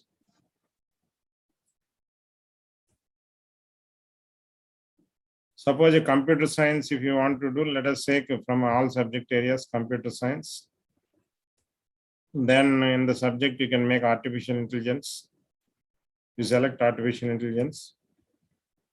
Then go to how many are there in pages. Then you can download the data. This is how the list is will display. From this, you can general list will display. From that, you have to select. So these are some of the general you have to matrices are there. Their scores, number of titles they have produced. This is what another thing I mentioned. SNIP. This is also one of the good international organization to rate the institution as well as journals. These journal matrices also, what journal is, what is their score, their highest site score, citation documents, they will give a lot of information. See, analyze these results, the SJR can found here. You can also click the comparison. It will give the graphs also, like and based on the what you have find earlier sources, it will give some graphical representation. Okay, what is the data in related to your topic? So this is what the website Chicago General Ranking of weighted citations published over 3 years. This is what in the website you can refer. The citation page of journal calculated on the basis of Scopus citation data divided by the number of articles published in the journal over 3 years. That is how the citation, similar to eigenfactor method, but based on citations in Scopus instead of Web of Sciences. It is freely available at chimagogr.com. It covers more than 20,000 journals. Scopus covers, because Scopus covers more journals than Web of Sciences. Okay. A lot of international diversity, and this is what is the institution ranking also. Like this, it will give SNIP also rank in medicine. Like this, it will give the institutional ranking. And general country rank, it will give Chicago. This is SNIP, and this is the Chicago. It will give country rankings and institution rankings. If you can compare this Chicago general ranking, it is developed in Chicago. That is the SMI Imago Research Group from University of Granada. The main feature is they will make a matrices similar to Google page ranking. Citations are weighted depending on the status of your source, whereas SNIP is developed by University of Leiden. It will divide into part 1 and part 2. Part 1 evens out differences in likelihood of citation. It is the database coverage. So this is how the, whether it is a Scopus you are weighted or Web or cited index. Okay, which one is the best journal? You have to select accordingly. Comparatively, Scopus time is a little bit less for publishing time as compared with the these cited journals. Okay. Whereas another is a collaborate analytics like Web of Sciences. In that we can see Science Centers Index expanded, Social Science Citation Index, Arts and Humanities Citation Index, and Emerging Source Citation Index. These are the area, that means they are organizing, concentrating on all these particular fields. So this is how the number of ISI journals, Emerging Source Citation Index, and Science Citation Index, Science Citation Expanded Index. Like that, there are previously what are the citations for that, the total. For whereas in these cases, they're combined, sometimes ISI will combine these three. So like that, we can get the citation. Web of Sciences, again, SCI, the Science Citation Index. So like this, we can group it. The different groups can be done. What are the impact factor? The different organizations, you can compare Shimago journaling ranking with the other organizations. Like country-wise, you can present what are the citable documents and citations. H-index. That sound is not clear. Then UGC care. You can, from university, and it is a consortium of academic and research ethics. There you can identify the journalist here. From this Savitribai Phule Pune and UGC consortium has doing this UGC care list. From there, UGC care list, you can select submission for a new journal in that list. That also accepting by the government. Related to Web of Sciences, these are the groups: Arts, Humanities, Science Citation, and Social Science and Scopus, etc. This is what is the UGC, what I mentioned, Savitribai Phule University. They are making related to that particular area. What are the journals? List is available. Even branch wise also there. Suppose electrical, mechanical, the list is there. From that you select. They will give the Scopus, will give the Elsevier will give the Scopus. What are the preview journals list results? It will give. Even Web of Science group also, they will give that type of information. Then another important point is every faculty to be enrolled with. These are the some of the ORCID ID, Scopus, Researcher ID, Google Scholar ID. These are free, no need of any payment. Then your visibility of your research will increase. Every faculty or a scholar or a student, you have to open these IDs. Because nowadays they don't ask your paper title or your name only. Once your name is there, they will get information from these are the sources. Based on this, they will come to conclusion that this is the weightage you have. Either in an NAC or NBA or NRF, any even international ranking also. They will get information from these organizations. Then this is already mentioned, you have to publish these journals only. Scopus or SCI cited or Web of Sciences or UGC care list. How to publish research paper? Complete your research, prepare a manuscript, submit the manuscript, manuscript get reviewed, decision, accept, reject or resubmission or revision, then publication. This is the standard procedure any journal. Format may be changing. So these are some of the UGC notification related to plagiarism. Nowadays, University of Grants Commission asking the plagiarism should be 0 to 10% on. That is the scale. Beyond that is not acceptable.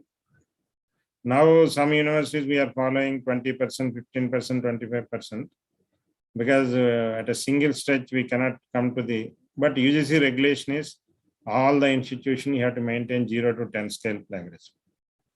That 0 to 10% means something like quotes, etc. That can be used as it is. Those are coming under self. This is what that means. Your article, that is a plagiarism. What is it? Self plagiarism is you published one paper, but the same information with small changes you are presenting number of papers. That's where the UGC has given some guidelines about self-plagiarism.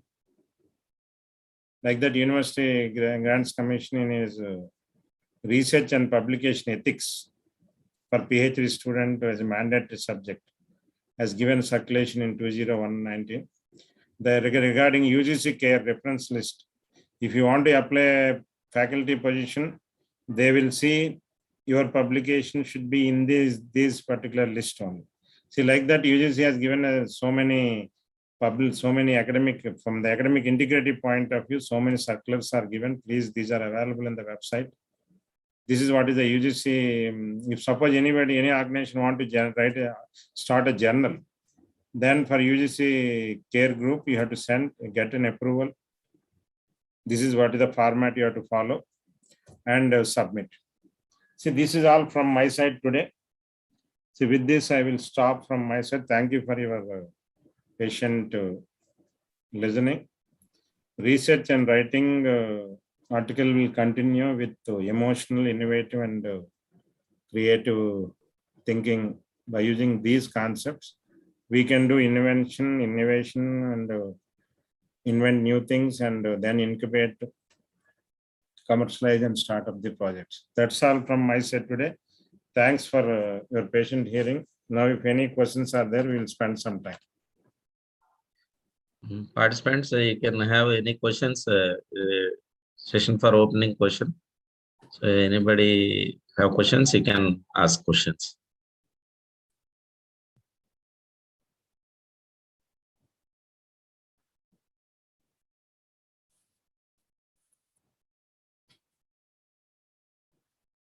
Who are the participants? So, Naik, from where?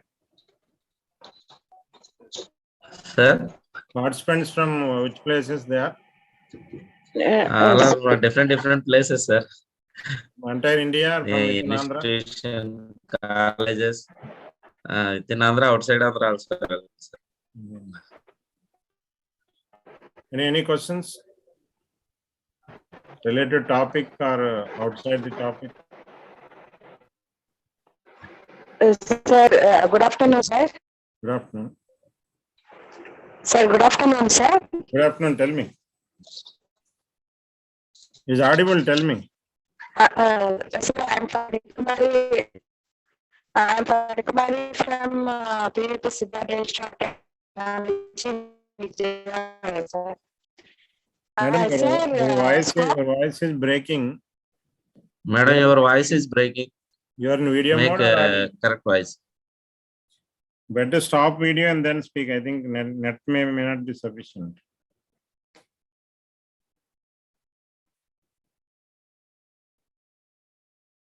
What she is asking, Naik, have you understand?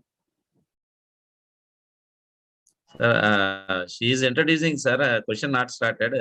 Voice break started. Otherwise, you can ask them to share in the chat box. Okay, sir. I will. Participants, you can share the question in the chat box also.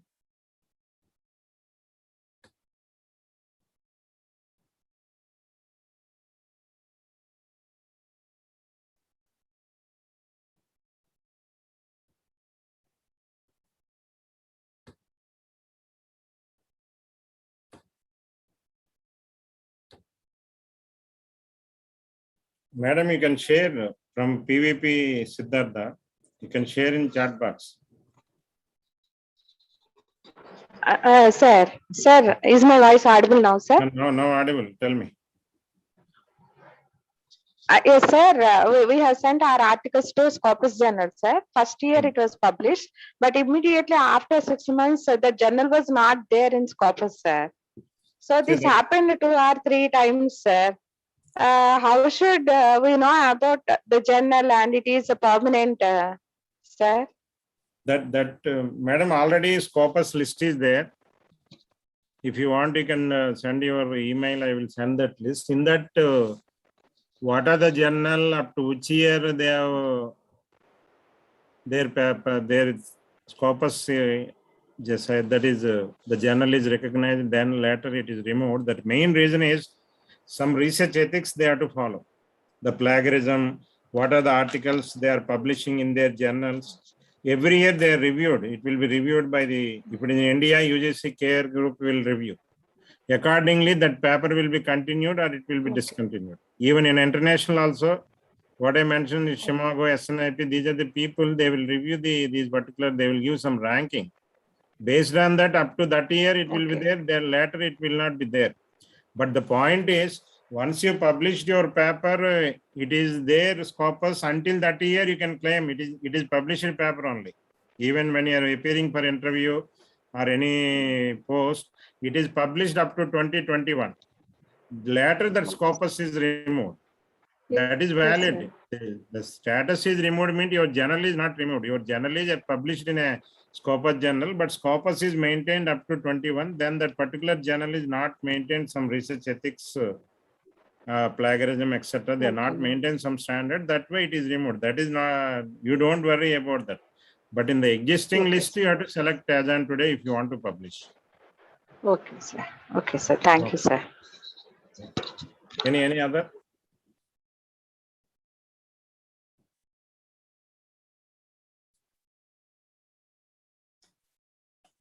Any other questions?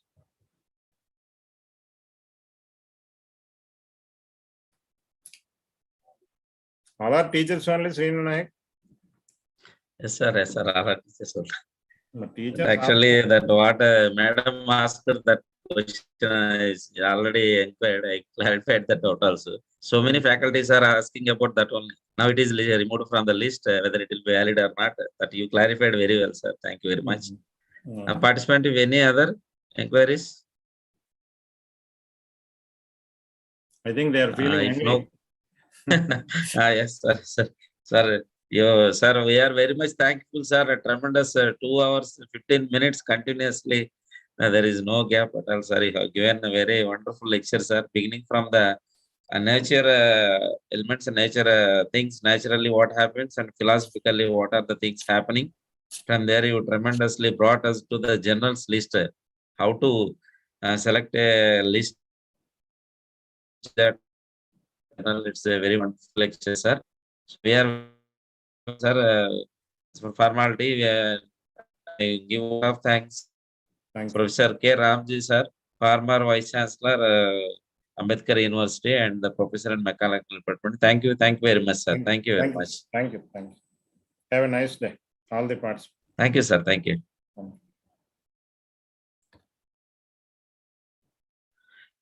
Participant, next session I will have 3 p.m. sharp with our Dr. Padma Madam, Creative Living Beyond the topic. Exactly, we'll start at 3 p.m. today. So now you can have break time. And 15 minutes before, please make come all of you online participants. Thank you very much. Thank you very much for listening this session and making success. Thank you.